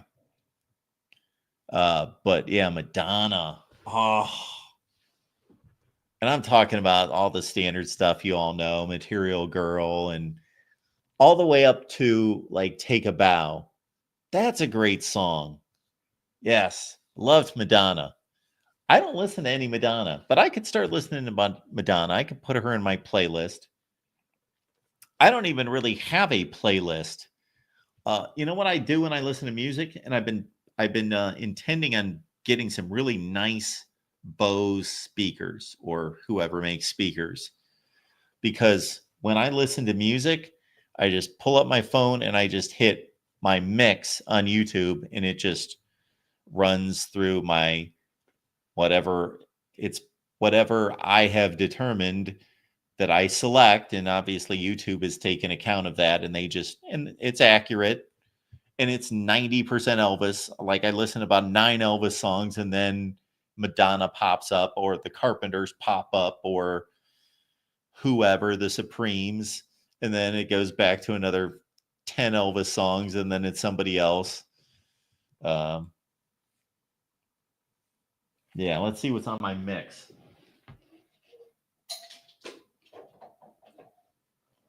I'm not going to play them because we'll get devalued. We'll get demonetized. So my mix on YouTube right now. This is great. Oh, we got Elvis, It's a Long, Lonely Highway. Elvis, Happy Ending. Elvis, Kissing Cousins. Elvis, Tender Feeling. Elvis, Don't Be Cruel. Elvis, Teddy Bear. Elvis, One Broken Heart for Sale. Elvis, Tomorrow Night. Elvis, What a Wonderful Life. Elvis, Once is Enough. Elvis, Treat Me Nice.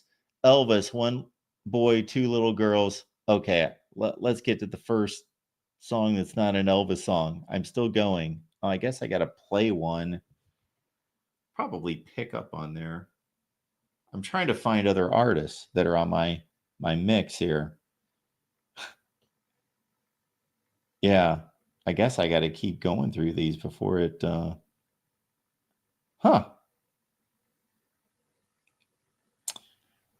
I've refreshed it like 4 times, and it's all Elvis. Anyway, I was going to show you and talk to you about what else I listen to.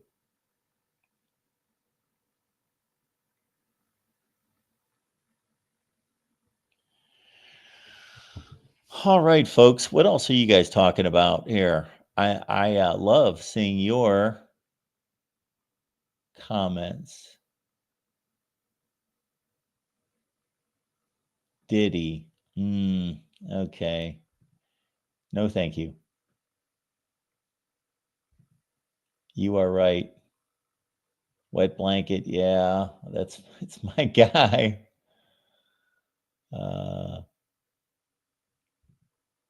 The Real went down the rabbit hole of AI songs.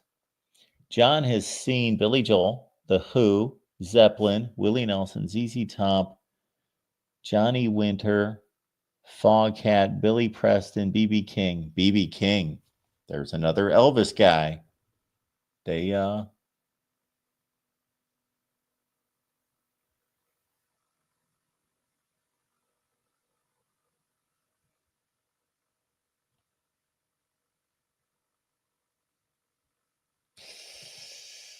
yeah. Sorry. I know I'm going to offend a lot of people. I don't care for Prince. No, thank you. Have I been to a Grateful Dead show? No, I've not been to a. No, thank you.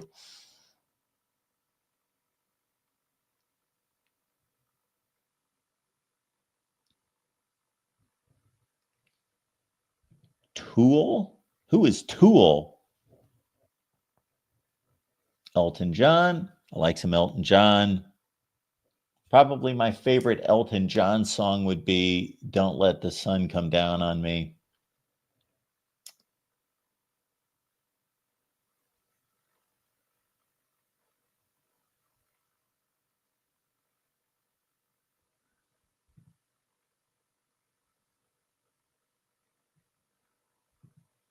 Red Hot Chili Peppers. Yeah, they're good.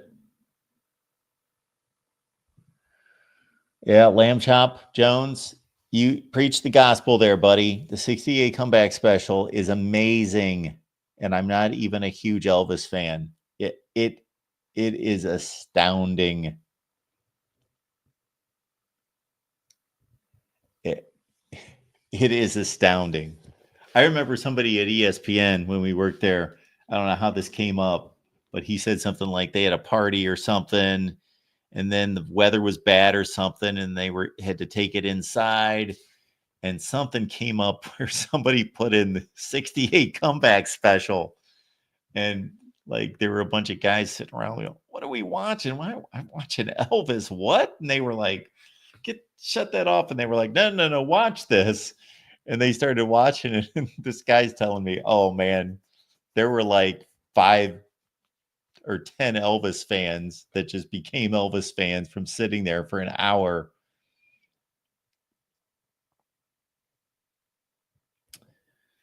Ralph says, Painted Black, one of the best songs ever. Stones. Yes, certainly an extremely popular song.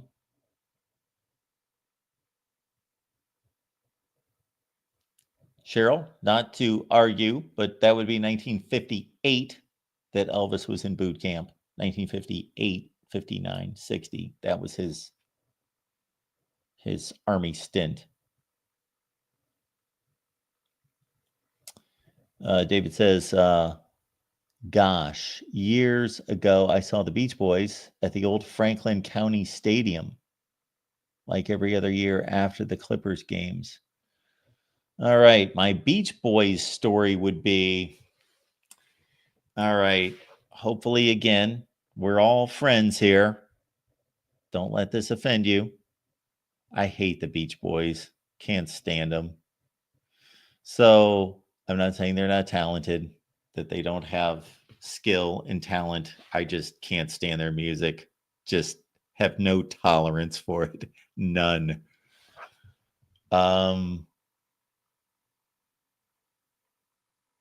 My only experience with the Beach Boys was me and some of my friends. And again, this is like late 80s. We're about 20, late teens, early 90s, somewhere in there. Went to a Cleveland Indians game, which I was a crazy baseball fan. So I would do anything to go to an Indians game. And I would even sit through a Beach Boys concert at the conclusion of the Indians game. The Beach Boys performed, in the stadium. Oh, my word. Yeah, I was like, get me out of here. But that's how they dragged me to the Indians game. The Beach Boys were playing. And then it wasn't bad enough that I did that actually one of the first dates I had with, again, my future wife, we went to a Browns exhibition game, went to a Cleveland Browns exhibition game, and playing afterwards was,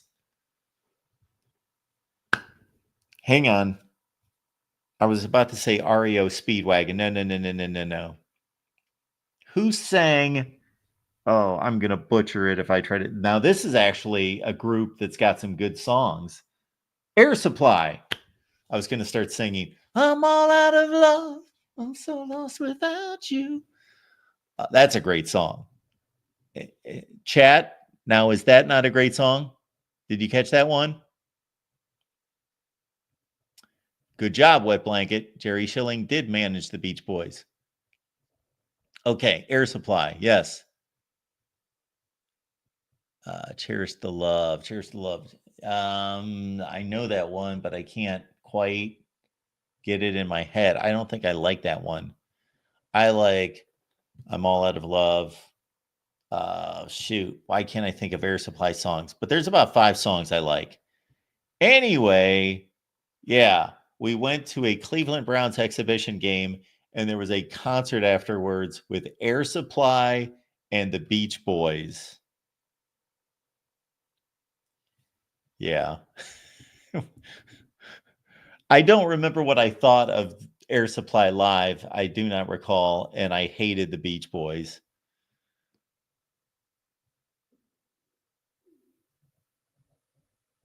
Is Dave talking to me that I have the worst?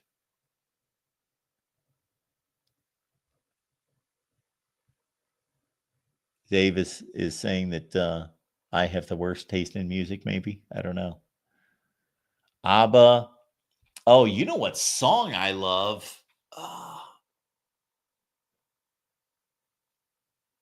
That's on my playlist, but it's not an ABBA song, but ABBA that comment made me think of, oh, shoot. I could sing it right now, but I can't think of the name of it. Okay, forget it. I won't even try. We need like a scroll that just would scroll songs, because I tend to forget the titles of songs. Cheryl, I'm the same way. I love most sappy love songs. Some, obviously, I don't. You know who can't sing, but I like a couple of his songs? Well, I first liked him with the Cars, and then this is on my playlist. Okay, don't laugh at me.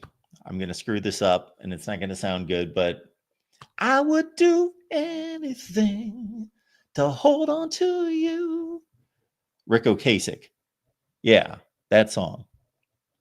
But yeah, Air Supply, yeah.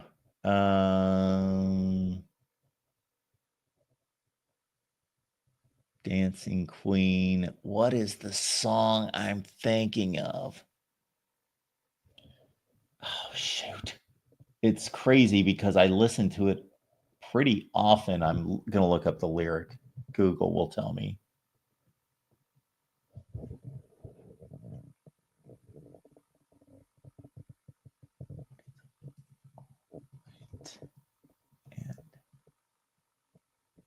I think it's called We Gotta Get Right Back to Where We Started From. Love is good. Love can be strong. We gotta get right back. Gotta get right back, right? Yeah. That's right back where we started from. Who sang that? That's like a one-hit wonder. Who is that? It's Maxine Nightingale. That's the song I was trying to think of. I love that song. Oh, we got some Rick Ocasek comments here. The Cars. Sorry, Ralph. I know that I'm not going real hard on rock. It's a lot of pop here, a lot of pop talk.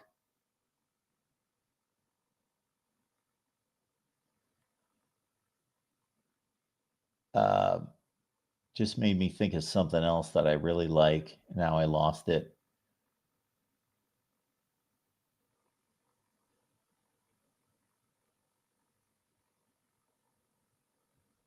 Delilah, I'm not a big Tom Jones guy. 96 Tears. Yeah, I remember that one. 96 Tears.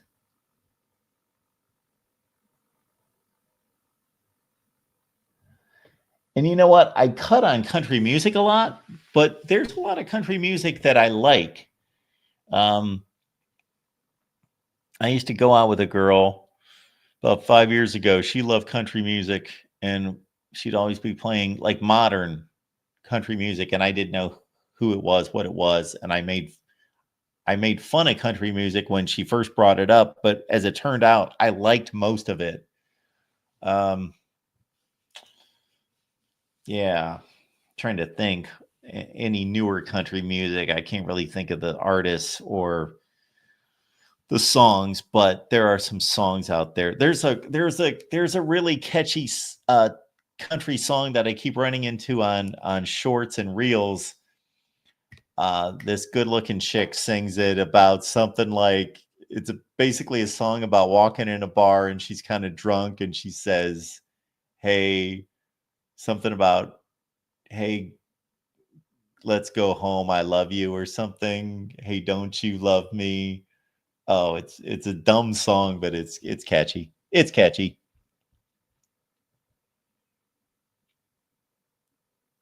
Little Conway Twitty's good.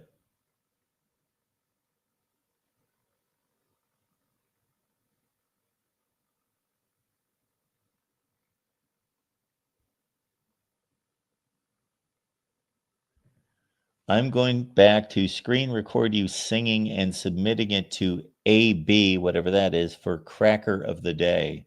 I don't know what any of that is, but sure.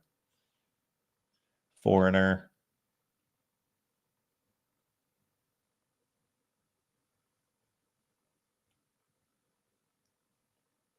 Health music? What's that?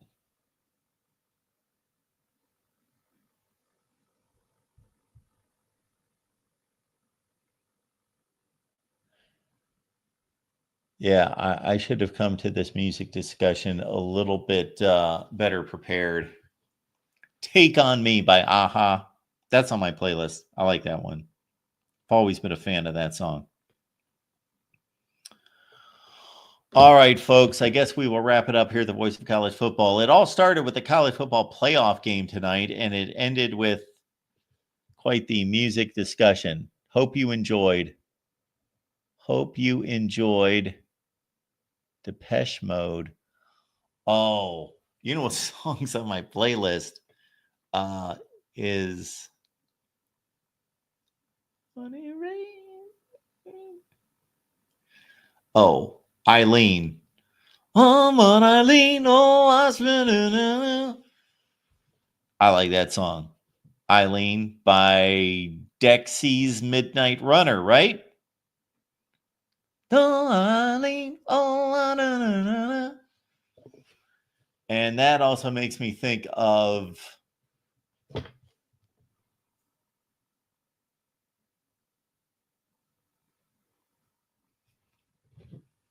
I'll give you a list of songs. I'll give you the list of songs I sent to my buddy. This will show you what I like that's not Elvis.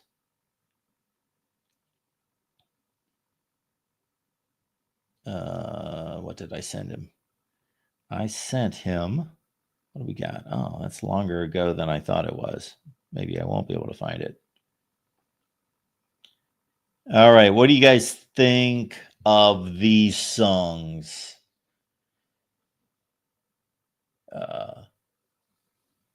It's Up to You, Rick Nelson, The Boxer, Simon and Garfunkel.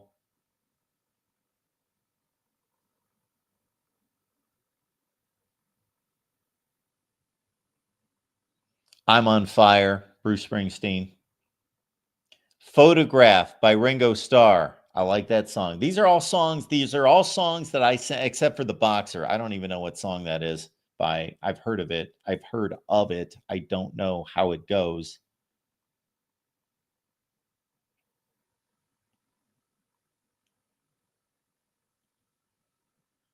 my buddy, I sent him over 60 songs and he said, I'm surprised at everything you like except Elvis. I've found no rhyme or reason to it.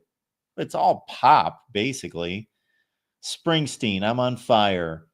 Photograph, Ringo Starr.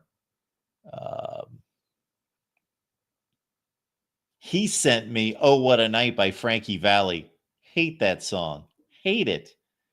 He sent me Year of the Cat by Al Stewart. Hate that song. Oh, I'll Never Fall in Love Again. Dionne Warwick. What are you guys saying about my selections here? What about Photograph or anything else from Def Leppard? I don't know the Def Leppard version. I'm talking about the Ringo Starr version of Photograph. Rick Springfield's got some good songs.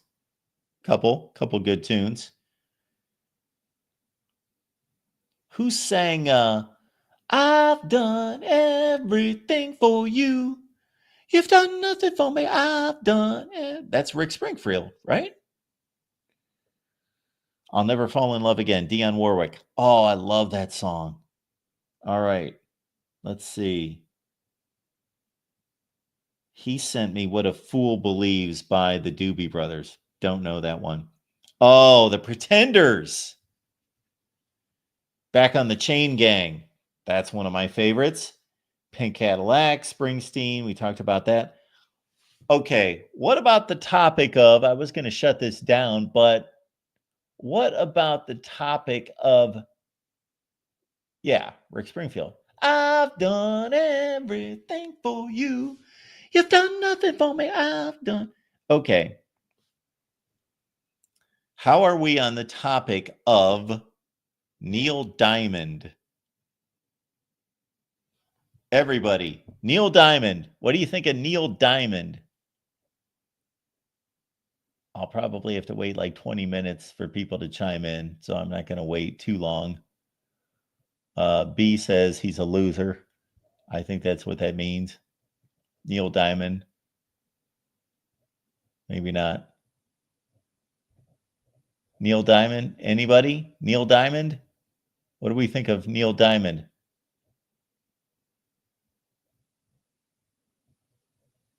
Neil Diamond of Barry Manilow. Or, yeah, Neil Diamond. What do you guys think of Neil Diamond?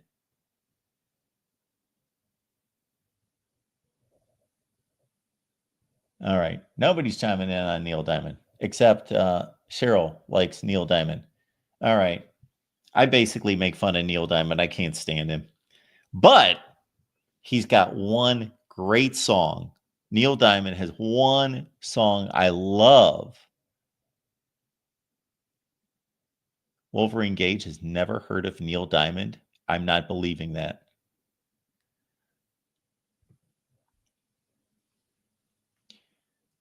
Solitary Man. Great song. Okay. Oh, Manic Monday by the Bangles. Ton of Supremes song. I love the Supremes. They're my second favorite. I love the Supremes, like 15 of their songs. If She Knew What She Wanted by the Bangles. That's on my playlist. Love that song.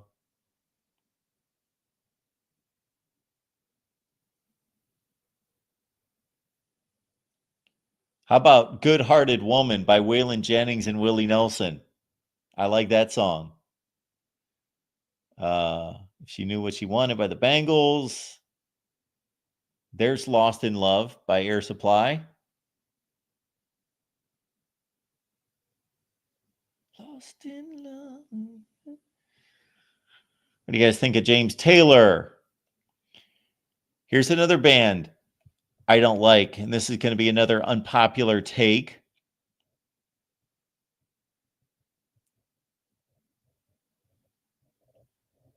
Here will be another unpopular take by me, but I can't stand the Eagles. But I got to admit, I do. There's about 3 songs they have that I really like. One would be Already Gone. That's a great song. And New Kid in Town's a great song.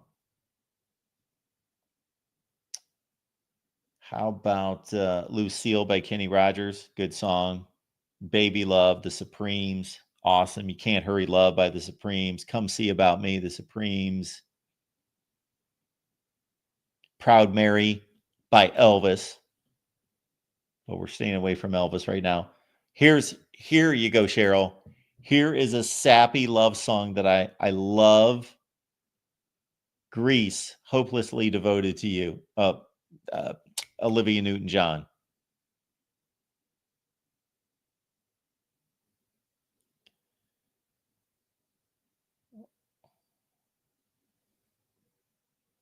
Time Is on My Side by the Stones. Oh, I like Sugar Sugar by the Archies. I love that song. I like The Happening by the Supremes. That's a great song. Great song.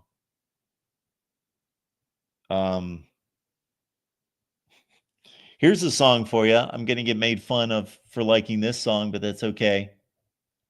I love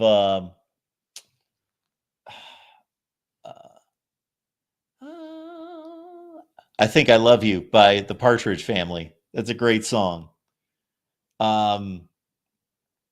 You know what kind of joke of an artist I like? Again, about 3 songs are great. Tony Orlando and Dawn, tie a ribbon around the old oak tree, knock 3 times. Okay, who else did I send him? Solitary Man, Neil Diamond, the Bangles, Manic Monday, I Think I Love You, the Partridge Family, Bittersweet Symphony. That's a good song by The Verve.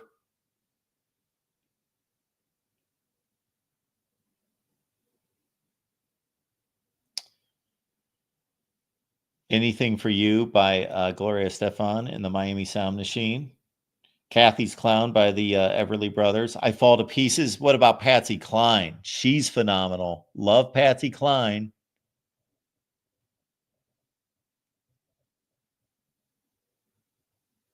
Did somebody bring up Crimson and Clover? Steve Miller Band, they've got a couple good songs. Motion in Motion, tried to sing that before. Come On Eileen by the Dexy Midnight Runners. I brought that up. Chain of Fools, Aretha Franklin. Great song.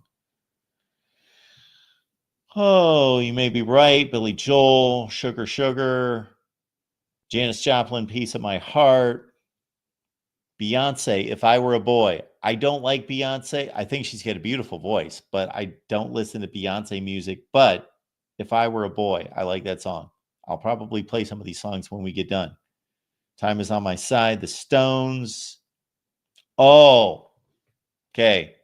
Got to get some feedback on this tune. Here's a good one. Ralph, can we all agree Paul Rogers is the best male rock vocalist of all time? I don't even know who that is, but Elvis is the greatest male vocalist of all time. All right. Ticket to Ride by the Beatles. Alicia Keys, Fallen. Is that not a great song? Is that not a great song? Anybody? Superstar, again, by the Carpenters is great. You know what's a quirky, kind of fun, what's the term I'm looking for? Like a niche song or a novelty song is If I Had $1 Million by the Bare Naked Ladies. I love that song. Your Life Is Now, John Mellencamp. The Tide Is High, Blondie. Bad Company, Feel Like Making Love. Love that song. Oh, what about Head Over Heels by the Go-Go's?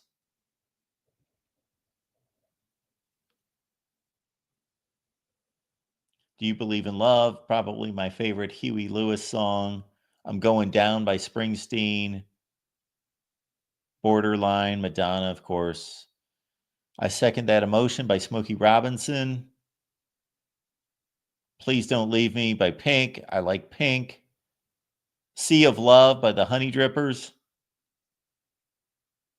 Yeah, a lot of good stuff here. Oh, Breakfast at Tiffany's. I like that song. Mark, what about Cruel Summer from Bananarama? I can't pick that one out. Who are the Go-Go's? Head over heels when I go. Dun, dun, dun, dun. Johnny Cash, Sunday Morning, Coming Down. That's a good song. Oh, you know what song I love? Cheryl, another sappy love song that I love. Oh, good job, the Rod Farva, Sundown. That's a good tune by Gordon Lightfoot. Okay, Cheryl, here's a great sappy love song. Linger by the Cranberries.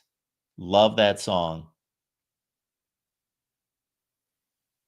Shania Twain, No One Needs to Know. Love that song. How about Walking on Sunshine by Katrina and the Waves? How about Eddie Rabbit, Driving My Life Away? It's Only Make Believe by Conway Twitty. Here's a tune for you. Here's a country tune. 455 Rocket by Kathy Mattea. That's a good tune. Love a Rainy Night. Yep.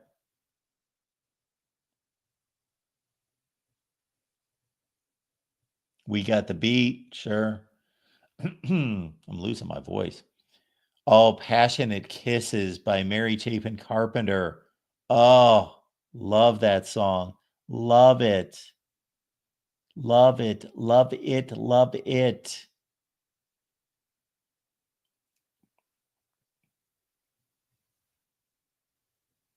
I also sent him some alternate takes of Can't Help Falling in Love by Elvis that were phenomenal. All right. 18 Wheels. I don't know if I know that one by Kathy Mattea. I'm a very surfacey. I just kind of skim the hits on a lot of these people. So they may have some really good songs that I'm not.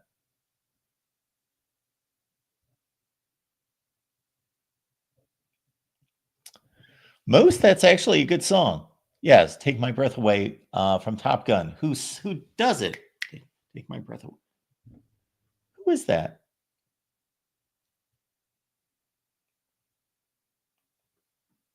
Take.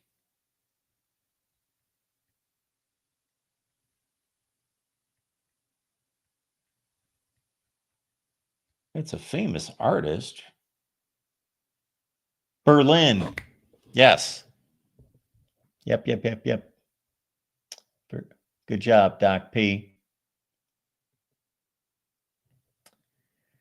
18 Wheels and a Dozen Roses. I think I know that one, but I can't think of it off the top of my head.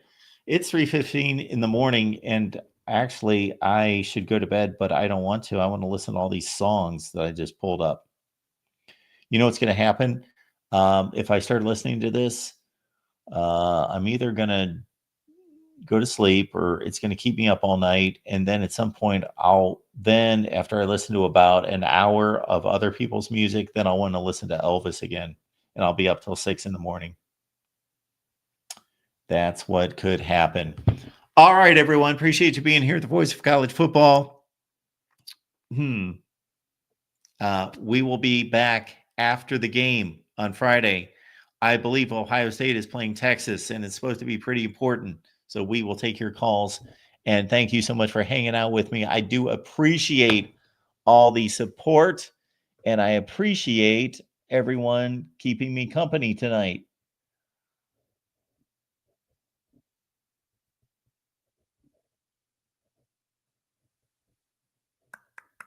All right. We'll see you on Friday night.